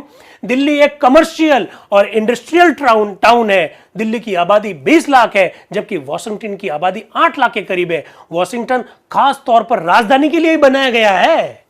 वॉशिंगटन तो भाई साहब आपने राजधानी के लिए ही बनाया अमेरिका में। दिल्ली तो एक कमर्शियल टाउन है, दिल्ली एक इंडस्ट्रियल टाउन है, दिल्ली की आबादी 20 लाख है। कहां तुलना कर रहे हो आप? फिर वो कह रहे हैं वॉशिंगटन खास तौर पर राजधानी के लिए ही बनाया गया है। दिल्ली सदियों से बल्कि हजारों साल से चली आ रही है। दिल्ली तो हजारों साल से चली आ रही है। वॉशिंगटन की स्थापना ही अमेरिका की राजधानी के रूप में की गई है, ऐसा देशबंधु गुप्त कह रहे हैं। यूट्यूब वालों बताओ मजा आया कि नहीं आया? इस बात में दम है कि नहीं है? मैं समझता हूं कि दिल्ली वालों के साथ ये कितनी बड़ी बेइंसाफी की जा रही है कि आज चंद सत्रों में यह कहकर इस सारे मसलों को खत्म कर दिया गया कि चूंकि यूनाइटेड स्टेट्स में ऐसा नहीं होता है, ऑस्ट्रेलिया में ऐसा नहीं होता है, इसलिए हमारे यहां पर भी ऐसा नहीं होगा। ये तो गलत बात है। फीडबैक दे दिया जाए इनको। अब तो इतनी चर्चा के बाद में तो फीडबैक आना ही चाहिए ना, तो फीडबैक वाला क्वेश्चन दे दिया जाए। मैं पूछता हूं कि क्या आपको ये दिल्ली प्रोविंसेस नहीं लगता है क्या? बड़ी गजब की बात कही, बड़ी शानदार एग्जाम्पल देकर अपनी बात को कह रहे हैं। मेरे हिसाब से बड़ी गजब की चर्चा संविधान सभा में देखने को मिल रही है। दिल्ली का दर्जा किस तरह से दिया जाए उसके बारे में वो बात कर रहे हैं। वो कह रहे हैं कि छोटे छोटे प्रोविंसेस की तरफ आपने ध्यान ही नहीं दिया, आपको ध्यान देना चाहिए, इस प्रकार की बात को रख रहे हैं। फिर वो अजमेर मेरवड़ा का भी उल्लेख कर रहे हैं, अजमेर मेरवड़ा के सवाल की भी बात कर रहे हैं, कुर्ग की भी बात कर रहे हैं। वो सारी बात देशबंधु गुप्त साहब रख रहे हैं, ऐसा आपको दिखाई दे सकता है। और आपको दिल्ली और भारत सरकार के बीच में जो आज की जो समस्या है उस समस्या के समाधान करना है तो आप 8 नवंबर 1948 की जो चर्चा जो चल रही है उन चर्चा में आप जा सकते हैं, उससे आपको काफी सारी मदद मिलेगी। अब आए हैं संविधान सभा में गोकुल भाई भट्ट और कोष्टक में लिखा बंबई। अरे ये क्या हो गया? गोकुल भाई भट्ट तो राजस्थान से थे, बंबई कैसे लिखा हुआ आ गया? बताओ भाई, यूट्यूब वालों, जूम वालों, सारे लोग बताइए। गोकुल भाई भट्ट के लिए बंबई लिखा हुआ आ गया, जबकि वो तो राजस्थान से थे। बताओ भाई, अपडेट करिए यहाँ पर क्या चीज है, गलत छप गया, बताइए। गोकुल भाई भट्ट के लिए बंबई क्यों लिखा गया? क्योंकि गोकुल भाई भट्ट जिस स्टेट से आते थे, स्टेट तो राजस्थान अब बना है, वो जिस रियासत का प्रतिनिधित्व कर रहे थे उसको कुछ समय के लिए बंबई में डाल दिया गया था। तो जिस समय डाला गया उस समय गोकुल भाई भट्ट बंबई का प्रतिनिधित्व कर रहे थे। पहले वो राजस्थान से थे, फिर बाद में बंबई आ गए, फिर वो राजस्थान से आ जाएंगे आगे आने वाले समय में। इसलिए मैंने गोला करके आपको बताया, कि अभी बंबई लिखा हुआ है, ये ध्यान रखिएगा। माननीय सभापति जी, आज माइनॉरिटीज को मौका दिया गया है और मैं देसी रियासतों से आ रहा हूँ। देसी रियासतें अभी नाबालिग जैसी है, वो धीरे धीरे बालिग होती जा रही है, इसलिए मैं भी यहाँ आया हूँ और हम बालिग हो रहे हैं, ऐसा वो अपनी बात को कह रहे हैं गोकुल भाई भट्ट। और इसके बाद में डॉक्टर BR अम्बेडकर साहब को वो बधाई दे रहा है कि उन्होंने इस तरह से प्रावधान किए गए हैं। फिर वो आगे देशबंधु जी जो अभी दिल्ली शहर के बारे में जो बात रख रहे थे उनकी बात को भी रख रहे थे, उनकी बात को भी आगे बढ़ा रहे हैं। उन्होंने कहा कि लेकिन दिल्ली शहर में हम बैठे हैं जिसकी हिमायत हमारे देशबंधु जी कर रहे हैं और जिनको एक अलग स्टेट्स भी मिलना चाहिए, वो ऐसा कह रहे हैं। तो इस दिल्ली शहर में भी कई मकानों में, जैसे गवर्नर जनरल का मकान है, पुराने समय की बातें भी आती है, अब की बात भी आती है। इस रीति से इस संविधान में मेरा यकीन था कि अलग अलग देशों के संविधानों से अलग अलग हिस्से लिए जाएं, लेकिन जो बातें मुझे अखरती है पहले से और आज भी अखरती, वो बात यह है कि दूसरे से तो हिस्से ले लिए जाते हैं, लेकिन हमारे जो पड़े हुए हैं, हमारे आर्यवर्त की जो भूमि में जो चीज़ें रहती है, हमारे लहू में जो चीज़ें आई है, हमारे जो सत्व है, वह सत्व हमने इसमें से उड़ा दिया। वो कह रहे हैं कि साहब आपने अलग अलग देशों से अलग अलग बातें ली है, उसका साधुवाद है, उसकी प्रशंसा करते हैं, लेकिन हमारे खुद के देश में भी तो बहुत सारी ऐसी बातें हैं जिनसे हमको बात ग्रहण करनी चाहिए, ऐसा वो कह रहे हैं। तो ये देखिए, अलग अलग संविधान सभा के जो मेंबर्स हैं उनकी बातों को आपके सामने रख रहा हूं मैं। वो रियासतों के बारे में बात करते करते जोधपुर और बीकानेर की भी अलग से चर्चा करते हैं, रामपुर और बनारस में के जो मेंबर्स हैं उनकी भी बात वो कर रहे हैं, और राजा महाराजाओं के जो अधिकार हैं और रियासतों के जो अधिकार हैं उस पर भी वो अपनी चर्चा कर रहे हैं। अजमेर मेरवाड़ा के प्रश्न पर वो चर्चा कर रहे हैं। वो कह रहे हैं कि वो छोटा सा प्रांत है, उसे अलग क्यों रखा जाए, वो राजपूताना का अंग है। अभी एक मेरे यूट्यूब के मित्र कह रहे थे कि सर अजमेर मेरवाड़ा के बारे में क्या बोला, तो अजमेर मेरवाड़ा के बारे में गोकुल भाई भट्ट ने कहा कि उसे एक अलग प्रांत मत रखो, ये राजपूताना का अंग है। देखिए, अजमेर मेरवाड़ा का प्रश्न हल हो जाता है, वो छोटा सा प्रांत है, उसे अलग क्यों रखा जाए, और राजपूताना का अंग है और उसी में उसको मिला दिया जाए। साफ साफ शब्दों में वो कह रहे हैं राजाओं की कद्र करने के लिए उनको ओहदे दिए जाने चाहिए। राज प्रमुख और उप राज प्रमुख तो है ही, लेकिन भारत में और भी जगह है वो उनको दी जा सकती है, ऐसा गोकुल भाई भट्ट अपने विचारों को रखते हुए कह रहे हैं। तो ये सारी बातें आपको मालूम होनी चाहिए कि किस तरह से बातें संविधान में रखी गई, किस तरह से उस पर चर्चा की गई। अब आ रहे हैं पंडित जवाहरलाल नेहरू स्वयं। नेहरू जी के ऐतिहासिक उद्बोधनों में से ये भी एक बड़ा उद्बोधन है, और वो किस तरह से अपनी बात को रख रहे हैं जरा देखिएगा। संयुक्त प्रांत से आते हैं और जैसे ही वो उठते हैं बात करने के लिए, हर्ष ध्वनि के बीच वो उठते हैं, यानी लोगों ने बड़ी खुशी व्यक्त की उनके उद्बोधन को लेकर। उपाध्यक्ष महोदय, हम अपने सफर की आखिरी मंजिल तक पहुंच गए। इसका मतलब पंडित जवाहरलाल नेहरू ये मान के चल रहे हैं कि 2-4 महीने के अंदर अंदर भारत का संविधान बन जाएगा। नवंबर 1948 में उनका आइडिया ये था, क्योंकि वो कह रहे हैं अब हम अपनी आखिरी मंजिल तक पहुंच गए। लेकिन आप लोग जानते हैं कि संविधान 26 जनवरी 1950 को लागू हुआ, यानी जिन दिनों की वो बात कर रहे हैं उसके 15 महीने बाद, 14 महीने बाद संविधान लागू हुआ। वो कह रहे हैं अब हम आखिरी मंजिल तक पहुंच गए। ये जो सवाल यहां क्यों शेयर किया गया, ये जूम वाले थोड़ा ध्यान से सुन लीजिए। ये सवाल यहां शेयर करने की आवश्यकता नहीं है, ना आंसर शेयर करना है, ये थोड़ा ध्यान रखें भाई। फीडबैक लिंक होता है, उसको पूरा खोलिए, उसको भरिए, तभी तो अटेंडेंस लगेगी आपकी। नहीं तो अटेंडेंस कैसे लगेगी? सर्टिफिकेट देने में आपको लगता है हमें सर्टिफिकेट नहीं दिया गया, हमें बड़ी दिक्कत आती है सर्टिफिकेट देने में। सर्टिफिकेट में बिल्कुल अटेंडेंस होती है रोजाना की, स्क्रीनशॉट लिए जाते हैं कौन कौन है, और फीडबैक देने के पीछे उद्देश्य ये है कि आपकी एक्टिवली पार्टिसिपेशन कितना है। हम तो भाई आप मुझे बताइए सर्टिफिकेट की क्या वैल्यू है?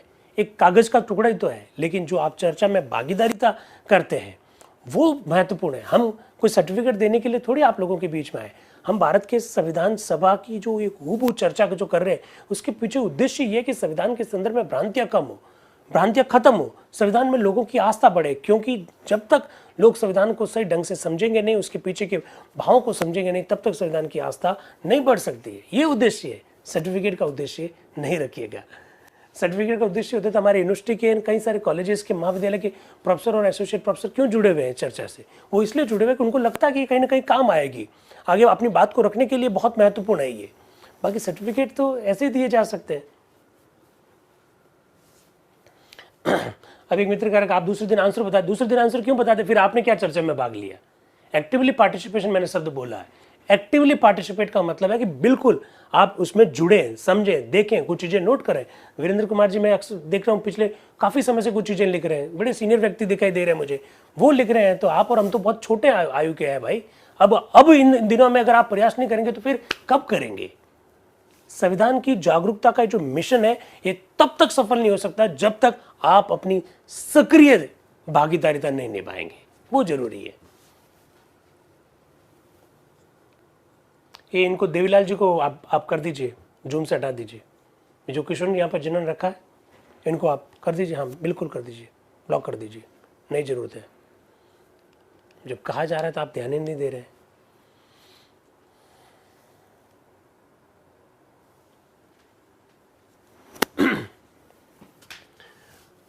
उपाध्यक्ष महोदय, हम अपने सफर की आखिरी मंजिल पर पहुंच गए हैं। करीब 2 साल हुए हम लोग इस भवन में एकत्रित हुए और उस पवित्र और गंभीर अवसर पर मुझे यह प्रस्ताव उपस्थित करने का सौभाग्य प्राप्त हुआ जो लक्ष्य प्रस्ताव के नाम पर आज विख्यात है। वो अपनी उन बातों को याद कर रहे हैं कि जब हमने लक्ष्य प्रस्ताव रखा था, कब याद आया? 13 दिसंबर 1946 को डॉक्टर BR अम्बेडकर साहब ने उद्देश्य प्रस्ताव रखा था। फिर वो कह रहे हैं इस प्रस्ताव को लक्ष्य प्रस्ताव कहना तो उसको एक नीरस और शुष्क नाम देना होगा, क्योंकि उसमें न केवल लक्ष्य का ही वरन उसमें भी ऊंची बातों का समावेश है। यदि किसी राष्ट्र के जीवन के लिए एक लक्ष्य बहुत बड़ी चीज होती है, उस प्रस्ताव में जहां तक कि इस भाषा में उसे रखना संभव था वो भावना रखने की कोशिश उसमें की गई है। नेहरू जी अपने उद्बोधन में इस प्रकार की बात से शुरू कर रहे हैं। फिर वो स्पष्ट रूप से कह रहे हैं कि संविधान जो मसौदा संविधान जो रखा गया उसमें जो मेहनत की गई है वो तो खैर साधुवाद के पात्र है, और जो आलोचना की गई है उस आलोचना का जवाब मैं नहीं दूंगा, क्योंकि जो इनको देना है वो उसका जवाब देंगे। इस प्रकार की बातें वो कह रहे हैं। फिर वो कह रहे हैं आखिर संविधान होता क्या है? ये एक प्रकार से विधि पुस्तिका है जिसके अनुसार शासन व्यवस्था संचालित की जाती है और जिसके आधार पर एक जाति का जीवन क्रम चलता है। ये संविधान जिसका की जाति के जीवन से संबंध नहीं है, जिसमें राष्ट्र की आकांक्षा और लक्ष्यों की बात सन्निहित नहीं, वह बिल्कुल निष्प्राण और व्यर्थ है यदि संविधान में लक्ष्यों के लिए सम उपयुक्त नहीं होता है। तो इसका फल यह होता है कि वह समस्त राष्ट्र को ही नीचे गिरा देता है। बड़ी गजब की बात कही कि संविधान है क्या?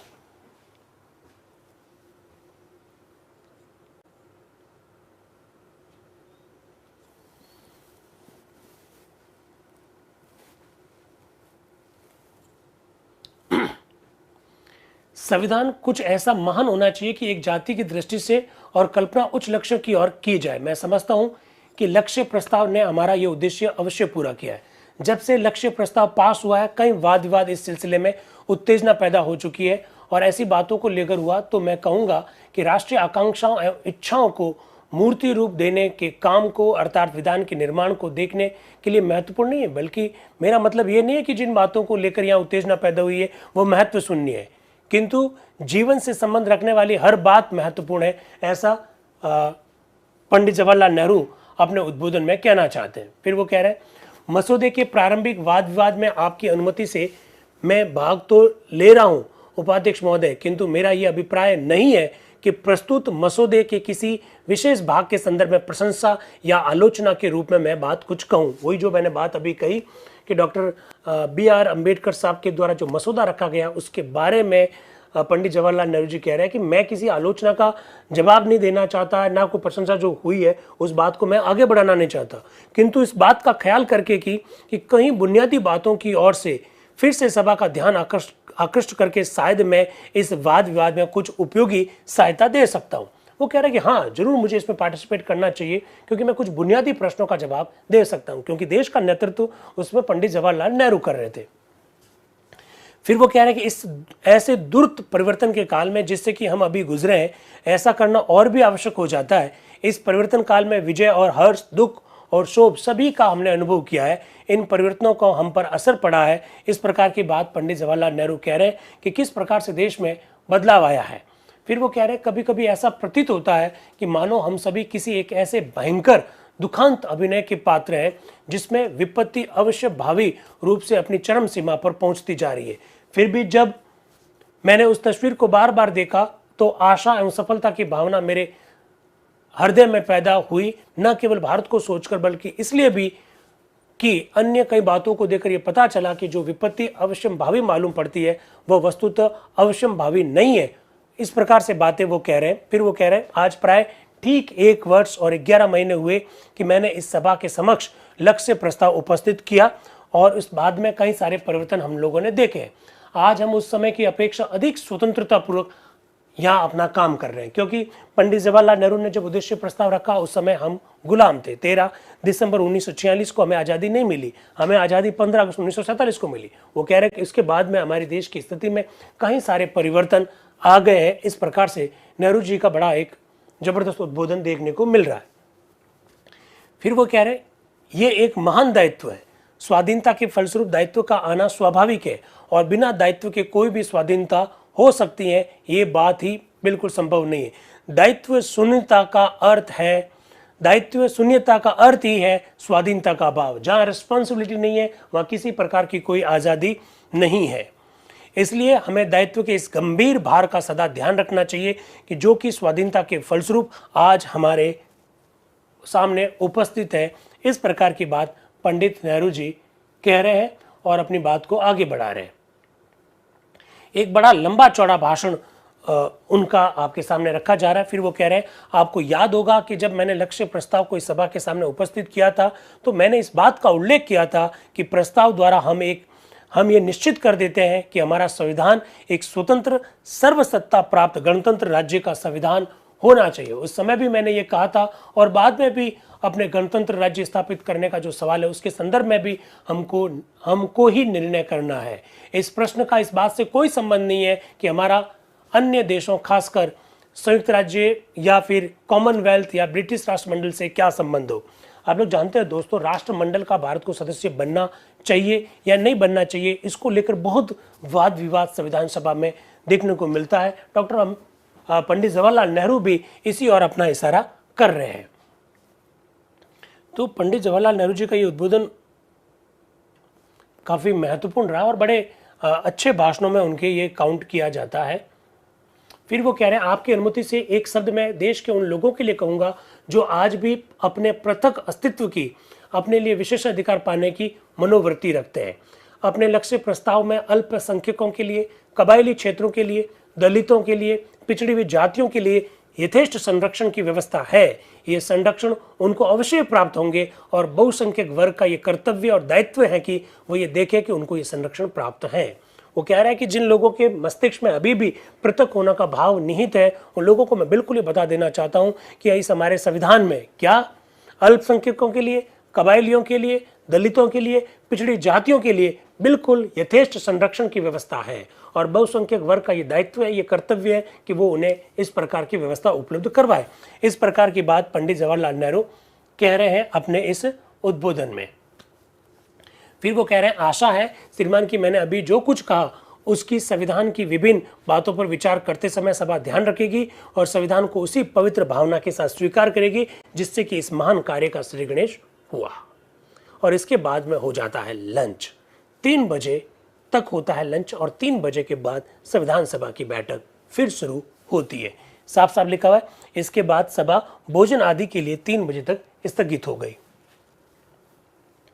भोजन अपराध 3 बजे उपाध्यक्ष महोदय श्री H.C. मुखर्जी की अध्यक्षता में संविधान सभा वापस शामिल हुई। क्या हो रहा है इसमें जरा देखिएगा। ज्ञानी गुरुमुख सिंह मुसाफिर, ये पंजाब से आते हैं, वो अब अपनी बात को रख रहे हैं। वो कह रहे हैं, सभापति जी मैंने अपने ऑनरेबल दोस्त देशबंधु गुप्ता जी की तरह ये तो नहीं कह सकता कि इस ड्राफ्ट कॉन्स्टिट्यूशन के प्रेसिडेंट डॉक्टर अंबेडकर साहब किसी मुबारकबाद के हकदार नहीं है। कई बातों से उन्हें मुबारकबाद दी जा सकती है और इस कॉन्स्टिट्यूशन पर कमेटी ने जो मेहनत की है उससे पहले कॉन्स्टिट्यूशन को बनाने में वो मेहनत जरूर काबिल तारीफ है, मगर फिर भी इसमें जो खामियां किसी की नज़र में आती है वो अपनी समझ के मुताबिक उनका जिक्र करता है। इस प्रकार की बात गुरुमुख सिंह जी कहकर अपनी बात को शुरू कर रहे हैं। वो कह रहे हैं कि उनको मुबारकबाद नहीं दी जाए, ये बात तो मेरे दिमाग से नहीं बैठती है, इसलिए मैं बिल्कुल उनको मुबारकबाद तो जरूर दूंगा, ऐसा वो कह रहे हैं। फिर वो भाषा को लेकर अपनी बात को रख रहे हैं।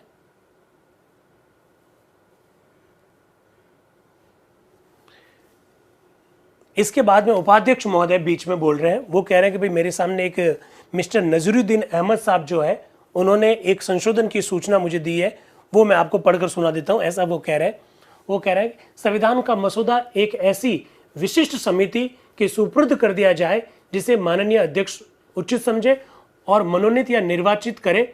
वह समिति इस रिपोर्ट पर उस समय तक चर्चा करके अध्यक्ष को अपनी सौंप दे। वो कह रहे हैं कि मसौदा समिति ने जो ड्राफ्ट तैयार करके जो हमारे सामने रखा है, जो ड्राफ्ट कॉन्स्टिट्यूशन जो रखा है, उसके ऊपर एक समिति बना ली जाए। ऐसा एक संशोधन प्रस्ताव लाया गया जो उपाध्यक्ष महोदय ने पढ़कर सुनाया। क्या होगा इस पर जरा देखिएगा। मैं इस संशोधन को अनियमित घोषित करता हूं। वो कह रहे नहीं, ये संशोधन काम का नहीं है, क्योंकि संविधान के मसौदे पर विचार करने एवं उसे स्वीकार करने के संदर्भ में जो नियम है उनमें ऐसी कोई व्यवस्था नहीं है कि इसे विशिष्ट समिति को सुपुर्द किया जाए। इस संशोधन को स्वीकार करने से इन नियमों में जो कि पहले से बनाए जा चुके हैं उसमें बड़ी तालमेल खत्म हो जाएगा, ऐसा वो कह रहे हैं और उनके संशोधन को वो अपने स्तर पर ही अनियमित घोषित कर देते हैं। इसके बाद JJM निकोलस राय जो कि आसाम से आते हैं, वो अपनी बात को रख रहे हैं। वो क्या कह रहे हैं, इस संविधान के निर्माण में डॉक्टर अंबेडकर एवं मसौदा समिति के अन्य सदस्यों ने जो कठिन परिश्रम किया है उसके लिए कृतज्ञता ज्ञापन में मैं भी सभा के साथ में हूं। ये वस्तुतः मेरे लिए परम सौभाग्य की बात है। अवश्य ही ये महानुभव हमारे लिए धन्यवाद के पात्र है, ऐसा वो कह रहे हैं। फिर वो कह रहे हैं संविधान का ये ढांचा जो मसौदे में रखा गया मुझे तो अच्छा ही जचता है, पर कई विस्तार की बातों को लेकर और कई अन्य आवश्यक विषयों को इसमें संशोधन करने की आवश्यकता है, वो ऐसा वो कह रहे हैं। इस संविधान द्वारा भारतवर्ष को अपनी अनेकता में एकता भी प्राप्त होती है।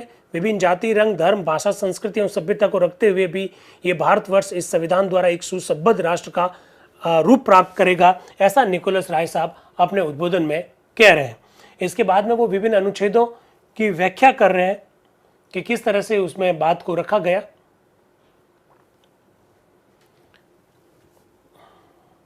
फिर वो कह रहे हैं और भी बहुत सारी बातें हैं और आलोचना मुझे यहाँ व्यक्त करनी है, किंतु मैं नहीं चाहता हूँ कि सभा का समय मैं गंवाऊँ यहाँ पर। और पहले मैं एक और बात जरूर कहूँगा, वह यह है कि हमें एक गणतंत्र राज्य की निर्माण करना है, जो देश के हर व्यक्ति चाहे वो कितना भी गरीब और लघु क्यों ना हो, ये अनुभूति हो कि ये देश को अच्छा बनाने में उसे अपना हाथ बटाना होगा, ऐसा कहकर अपनी बात को वो खत्म कर देते हैं। इसके बाद में श्री मोहम्मद इस्माइल साहब आते हैं जो कि मद्रास से हैं। उपाध्यक्ष महोदय, सर्वप्रथम आपके प्रति कृतज्ञता ज्ञापन व्यक्त करता हूं कि मुझे इसमें भाग लेने का आपने मौका दिया, और अपनी बात को वो फिर आगे कहना शुरू करते हैं। और फिर वो कहते हैं कि भाई जिस प्रकार से डॉक्टर अंबेडकर ने बड़ा स्पष्ट, प्रभाव उत्पादक, चित्त आकर्षक, तर्क संगत भाषण दिया, उसके लिए मैं समझता हूं कि इससे अच्छी वक्तव्य कुछ और हो नहीं सकता। इसके लिए डॉक्टर बी आर अम्बेडकर को 1000 बार बधाई, ऐसा वो कह रहे हैं। किंतु इसका यह मतलब नहीं है कि उन्होंने अपने भाग में जो कुछ कहा वो सभी मान्य है। उदाहरण के लिए आप प्रांतीय स्वायत्त शासन और केंद्र और विभिन्न प्रादेशिक राज्यों के पारस्परिक संबंध को लीजिए। उन्होंने कहा डॉक्टर अंबेडकर साहब ने जो उद्बोधन दिया वो बड़ा शानदार था और उनके लिए मैं उनको 1000 बार बधाई देता हूं, लेकिन इसका मतलब ये नहीं हुआ कि कहीं कुछ में कमी नहीं है। उन्होंने कहा कि केंद्र और राज्य के संदर्भ में जो व्यवस्था कर रखी है उसमें बहुत सारी कमियां वो की और आपका संकेत कर रहे हैं। तो इस प्रकार से बातों को अलग अलग सदस्यों के द्वारा रखा जा रहा है। आप देख सकते हैं बहुत विस्तार से उन्होंने अपनी बात को रखा। इसके बाद में आ रहे हैं श्री अलगू राय शास्त्री जी, जो कि संयुक्त प्रांत से हैं। वो क्या कह रहे हैं, सभापति जी मैं आपसे ये निवेदन करना चाहता हूं कि अब 1 घंटा कुल समय रह गया है, 1 घंटा कुल समय वाद विवाद के लिए अवशेष है, तो 1 दिन और बढ़ा दिया जाए, क्योंकि अभी बहुत सारे लोगों को बोलने की इच्छा है, तो आप इसको 1 घंटा और बढ़ा दिया जाए, ऐसा वो कह रहे हैं। तो उपाध्यक्ष कह रहे हैं कि आप 1 दिन और बढ़ाना चाहते हैं, 1 घंटा पहले 1 घंटा और बाकी रह गया, बहुत सारे सदस्य बोलने बाकी है, तो आप कुल मिलाकर ये कहना चाहते हैं ना कि 1 दिन और बढ़ा दिया जाए। आपने कल भी ये कहा 1 दिन बढ़ा दिया जाए, हमने 1 दिन बढ़ा दिया, फिर आप कह रहे हो 1 दिन बढ़ा दो, तो क्या 1 दिन और बढ़ा दूं क्या? तो गोविंद मालवीय जी क्या कह रहे हैं वो जरा देखिए। मैं श्री अलगू राय शास्त्री जी के इस अनुरोध का समर्थन करता हूं। मेरी समझ से हम लोग एक बहुत ही महत्वपूर्ण मसले पर विचार कर रहे हैं, जिसके लिए शायद हमें और अवसर नहीं मिलेगा। हम इस पर 3-4 दिन टाइम और लगा चुके, 1 दिन और लगा देंगे तो क्या फर्क पड़ जाएगा, और इसमें कोई बुराई भी नहीं है, ऐसा गोविंद मालवीय जी कह रहे हैं। फिर बीजी खैर साहब कह रहे हैं इस तरह तो कल फिर हम अनुरोध करेंगे कि 1 दिन और बढ़ा दो, तो ये सिलसिला बढ़ता जाएगा, इसलिए मत बढ़ाइए। तो महावीर त्यागी जी जो कि संयुक्त प्रांत से आते हैं, वो कहते हैं अगर ऐसा एक भी सदस्य बाकी रह गया है जो इस पर विचार व्यक्त करना चाहता है तो उसे मौका मिलना चाहिए।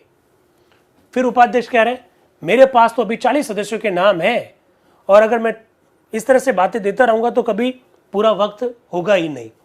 फिर गोविंद मालवीय जी कह रहे हैं क्या आप ये चाहते हैं कि हम जिन बातों के संदर्भ में या चर्चा करना चाहते हैं उसका आपको एक सारांश लिख के पहले दे दें? तो उपाध्यक्ष कह रहे हैं कि आपने मेरी बात को नहीं समझा, मैं सारांश देने के लिए नहीं कह रहा हूं, मैं ये चाह रहा हूं कि बातों को रिपीट नहीं किया जाए। एक ही बात को हर सदस्य बार बार कहता है, उसका कोई मतलब नहीं है। आप वो बात कहें जो नई बात हो, ऐसी बात कहें जो पहले किसी ने नहीं कही, मैं ऐसा कहना चाह रहा हूं।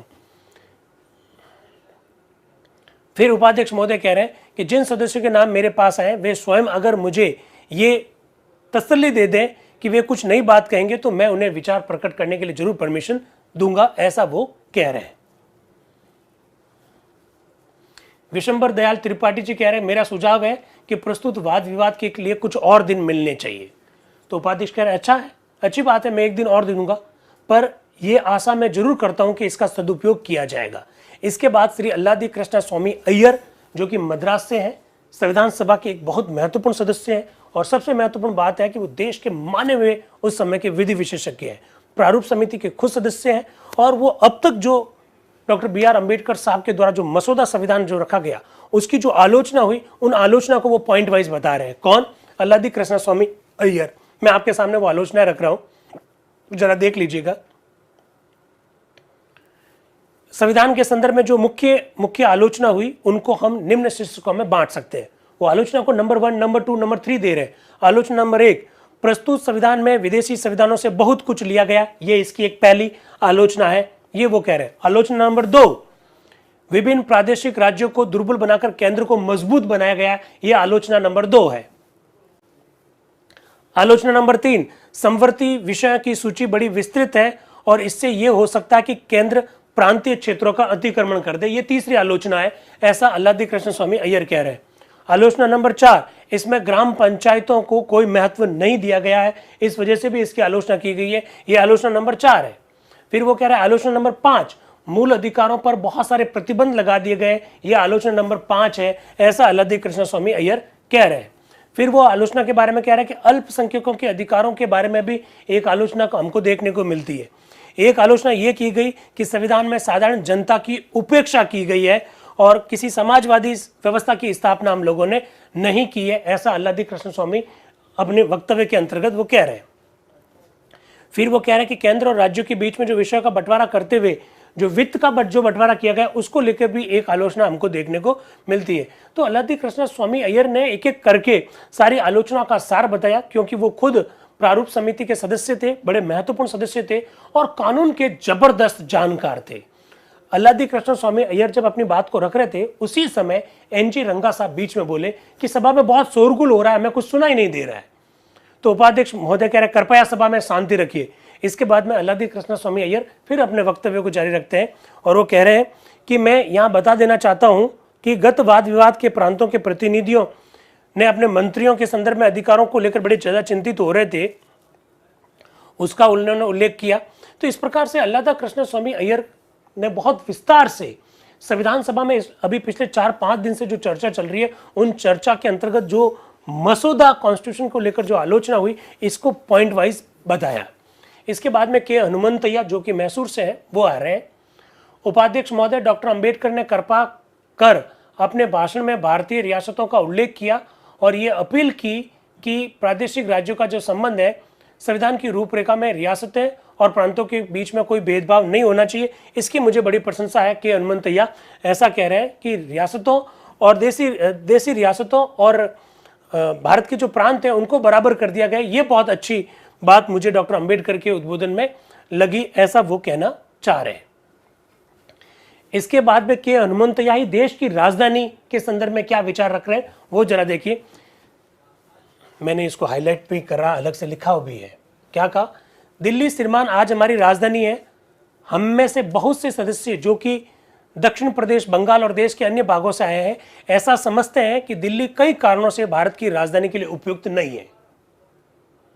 वो कह रहे हैं दक्षिण राज्यों से जो लोग आए हैं उनके लिए दिल्ली भाई भारत की राजधानी के रूप में उपयुक्त नहीं है। ऐतिहासिक दृष्टि से एक कुख्यात अभिशापग्रस्त नगर हो गया है दिल्ली। यहाँ जो भी राज्य रहे हैं उन सबको इस नगरी ने दफना दिया और उनकी कब्रें आज तक इसके इर्द गिर्द चारों ओर वर्तमान में मौजूद है। हम नहीं चाहते हैं कि हमारे अपने राज्य का भी यही हाल हो। इसी भावुकता प्रदान कारण के आधार पर मैं ऐसा नहीं कह रहा हूं। यहाँ केवल 2 महीने छोड़कर बाकी साल भर हमें उग्र जलवायु का, कठोर शीत का और भीषण ताप का सामना करना पड़ता है। कोई भी मेहनत का काम करना यह संभव नहीं है। देश की राजधानी देश के मध्य भाग में अवस्थित होनी चाहिए और ऐसा होना ही उचित है। हमें अपनी राजधानी को मध्य प्रांत में या कहीं और रखना चाहिए, कि हनुमंतैया ने कहा। दिल्ली राजधानी के लिए उपयुक्त नहीं है, ऐसा वो कह रहे हैं। तो बीजी खैर साहब कह रहे हैं तो क्या बंबई बना ले? बीजी खैर साहब क्या कह रहे हैं? बंबई इसके लिए और अच्छा रहेगा, क्योंकि बीजी खैर साहब खुद बंबई से हैं। बंबई इसके लिए और अच्छा रहेगा, ऐसा वो कह रहे हैं। के हनुमंतैया कह रहे हैं इस संदर्भ में मैंने कई अन्य साथियों से राय ली है और मेरा कहना है कि मध्य प्रांत को लोग अधिक पसंद करते हैं। मध्य प्रांत में आप बैतूल को ही राजधानी बना सकते हैं। बैतूल, मध्य प्रांत में बैतूल को आप अपनी राजधानी बना सकते हैं, ऐसा वो कह रहे हैं। इस संदर्भ में लोग ये तर्क रखते हैं कि हमने दिल्ली के निर्माण में इतनी लंबी रकम खर्च कर डाली और अब अन्यत्र राजधानी बनाने में और खर्चा करें तो इससे क्या लाभ है? दिल्ली में हम अभी भी अपने कई केंद्रीय दफ्तर रख सकते हैं। पूरी पंजाब अपनी राजधानी बनाने की फिक्र में लगा हुआ है और अंबाला को वहां वाले अपनी राजधानी बनाना चाहते हैं। हम यहाँ की आधी इमारतें पंजाब सरकार को देकर उसके लिए रुपया दे सकते हैं। मैं देखता हूं कि विभाजन के बाद पंजाब अपना वह नहीं कर पा रहा है और हमें उसको आर्थिक सहायता देने की जरूरत पड़ेगी, वह अपने पांव पर खड़ा हो सकेगा। इस प्रकार से वो कह रहे हैं कि दिल्ली को देश की राजधानी नहीं रखा जाना चाहिए। इसके बाद में उपाध्यक्ष पंडित गोविंद मालवीय जी का नाम ले रहे हैं। गोविंद मालवीय जी कह रहे हैं वाद विवाद कल तक चालू रहेगा। ऐसी स्थिति में क्या आप मुझे ये सुविधाएं दे सकते हैं कि मैं कल बोलूं? वो कह रहे हैं कल भी वाद विवाद होगा, तो आप क्या मुझे ये सुविधा देगी कि मैं कल बोलूं? तो उपाध्यक्ष कहते हैं नहीं, मैं तो चाह रहा हूं आप आज ही बोले। अब पंडित गोविंद मालवीय जी क्या बोल रहे हैं जरा सुनिएगा।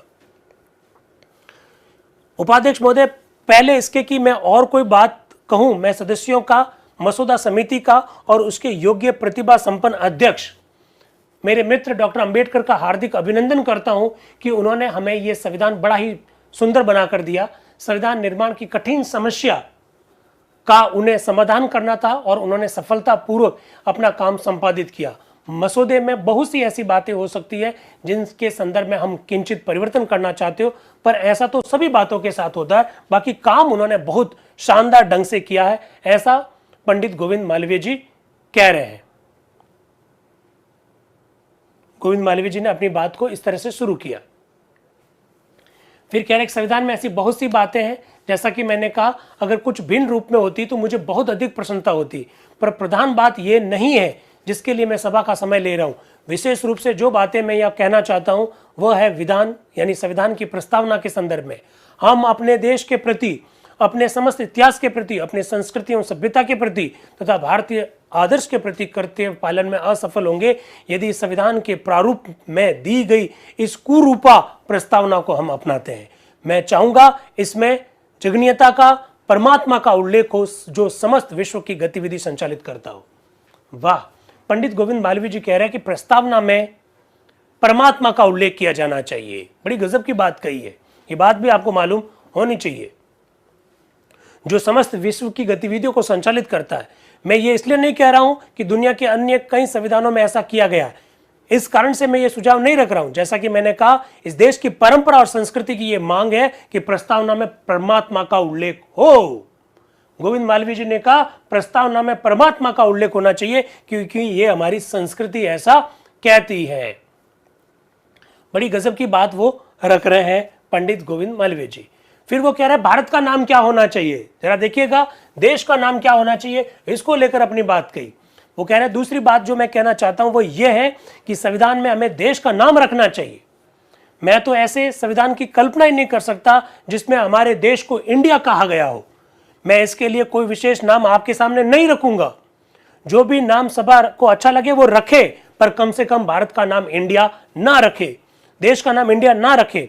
किंतु मेरा यह कहना है कि अपने देश को अपने संविधान में इंडिया नाम देना ठीक नहीं है। अगर आवश्यक हो तो कुछ समय के लिए अपने दिए हुए नाम के बाद में ब्रैकेट में आप इंडिया शब्द लिख देना। जो भी नाम रखो आप भारत का, भारत रखो, हिंदुस्तान रखो, भारतवर्ष रखो, आर्यवर्त रखो, कुछ भी रखो, कोष्टक में आप इंडिया लिख दीजिए, लेकिन भारत को इंडिया मत कहिए या देश को इंडिया मत कहिए, ऐसा वो कह रहे हैं। वो कह रहे हैं कि आप नाम लिखकर कोष्टक में लिख देना known in English as India, जिसे अंग्रेजी में भारत कहा जाए, ऐसा कोष्टक में लिख दो, ऐसा गोविंद मालवीय जी कह सकते हैं। ये रख सकते हैं जैसा कि आयरलैंड वालों ने भी ऐसा कर रखा है। किंतु अपने देश के लिए इंडिया नाम रखना तो बड़ा हास्यास्पद मालूम पड़ता है। ये हुई मेरी दूसरी बात जो मैं कहना चाहता हूं, गोविंद मालवीय जी ऐसा कह रहे हैं।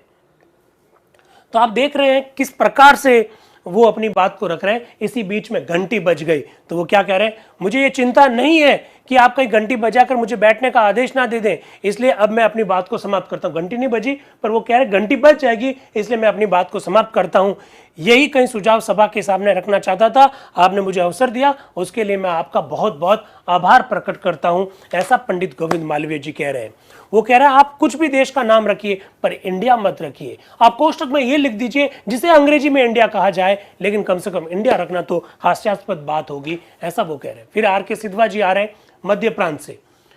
उपाध्यक्ष महोदय, बैठक स्थगित होने से पहले क्या मैं ये जान सकता हूं विचाराधीन प्रस्ताव के संदर्भ में अंतिम रूप से अब कार्यक्रम क्या होगा? तो उपाध्यक्ष कह रहे हैं कल के बाद कोई ये कहने का दावा नहीं कर सकेगा कि विचारात प्रश्न पर और समय मिलना चाहिए, क्योंकि हमने बार बार लगातार समय बढ़ाया है, अब बार बार आप समय मत बढ़ाइए। सभा कल प्रातः 10 बजे के लिए स्थगित होती है। इसके पश्चात सभा तारीख 9 नवंबर 1948 के प्रातः 10 बजे के लिए स्थगित कर दी गई। तो 8 नवंबर 1948 को संविधान सभा में जो कुछ हुआ उसे आपके सामने 8 नवंबर 2023 को हूबहू रखने का प्रयास किया गया। मुझे पूरा विश्वास है कि चर्चा ये आपको बहुत पसंद आई होगी, क्योंकि ये चर्चा अपने आप में यूनिक है। ये बड़ा गजब का हमारे विश्वविद्यालय का नवाचार है। इस प्रकार की चर्चा कभी भी इतिहास में नहीं हुई।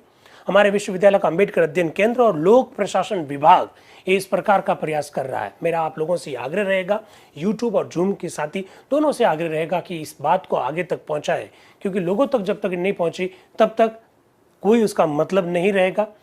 हम लगातार प्रश्न आप लोगों से इसलिए पूछते हैं ताकि आपका एक्टिवली पार्टिसिपेशन रहे, आपका सहयोग इसमें अपेक्षित रहता है। जूम पर जुड़ने का कारण भी यही है। 9 नवंबर कल है, 9 नवंबर को फिर चर्चा करेंगे। इसके बाद में 10 नवंबर, 11 नवंबर, 12 नवंबर, 13 नवंबर और 14 नवंबर को संविधान सभा में छुट्टी रहेगी। हमारे लिए बड़ा संयोग की बात है कि 10 नवंबर को धनतेरस है, 11 को छोटी दिवाली है, 12 को दिवाली है, 13 को रामाशामा है। तो उस दौरान आपसे मिलना में बड़ी कठिनाई आ रही थी, लेकिन हमारे संविधान निर्माता इतने अच्छे लोग हैं कि उनको मालूम था कि दिनेश नाम का एक शख्स आएगा 75 साल बाद में, जो संविधान सभा पर इस तरह की चर्चा करेगा, और उसकी चर्चा में दिवाली की वजह से किसी प्रकार का कोई व्यवधान नहीं हो। हमारे भारतीय जो भाई बहन जो जुड़ रहे हैं यूट्यूब और जूम वाले, उनको किसी भी प्रकार के रामासामा में दिक्कत ना हो, दिवाली के फटाके बज में उनको दिक्कत ना हो, इसलिए उन्होंने भी क्या किया, छुट्टी रख ली। तो 10, 11, 12, 13 और 14 5 दिन तक संविधान सभा में 1948 में चर्चा नहीं हुई थी, हम भी चर्चा नहीं करेंगे। कल चर्चा करेंगे, कल चर्चा होगी। कल 9 दिसंबर 2023 को चर्चा होगी, आप जरूर जुड़िएगा। Thank you very much and wish you all the best. Thank you.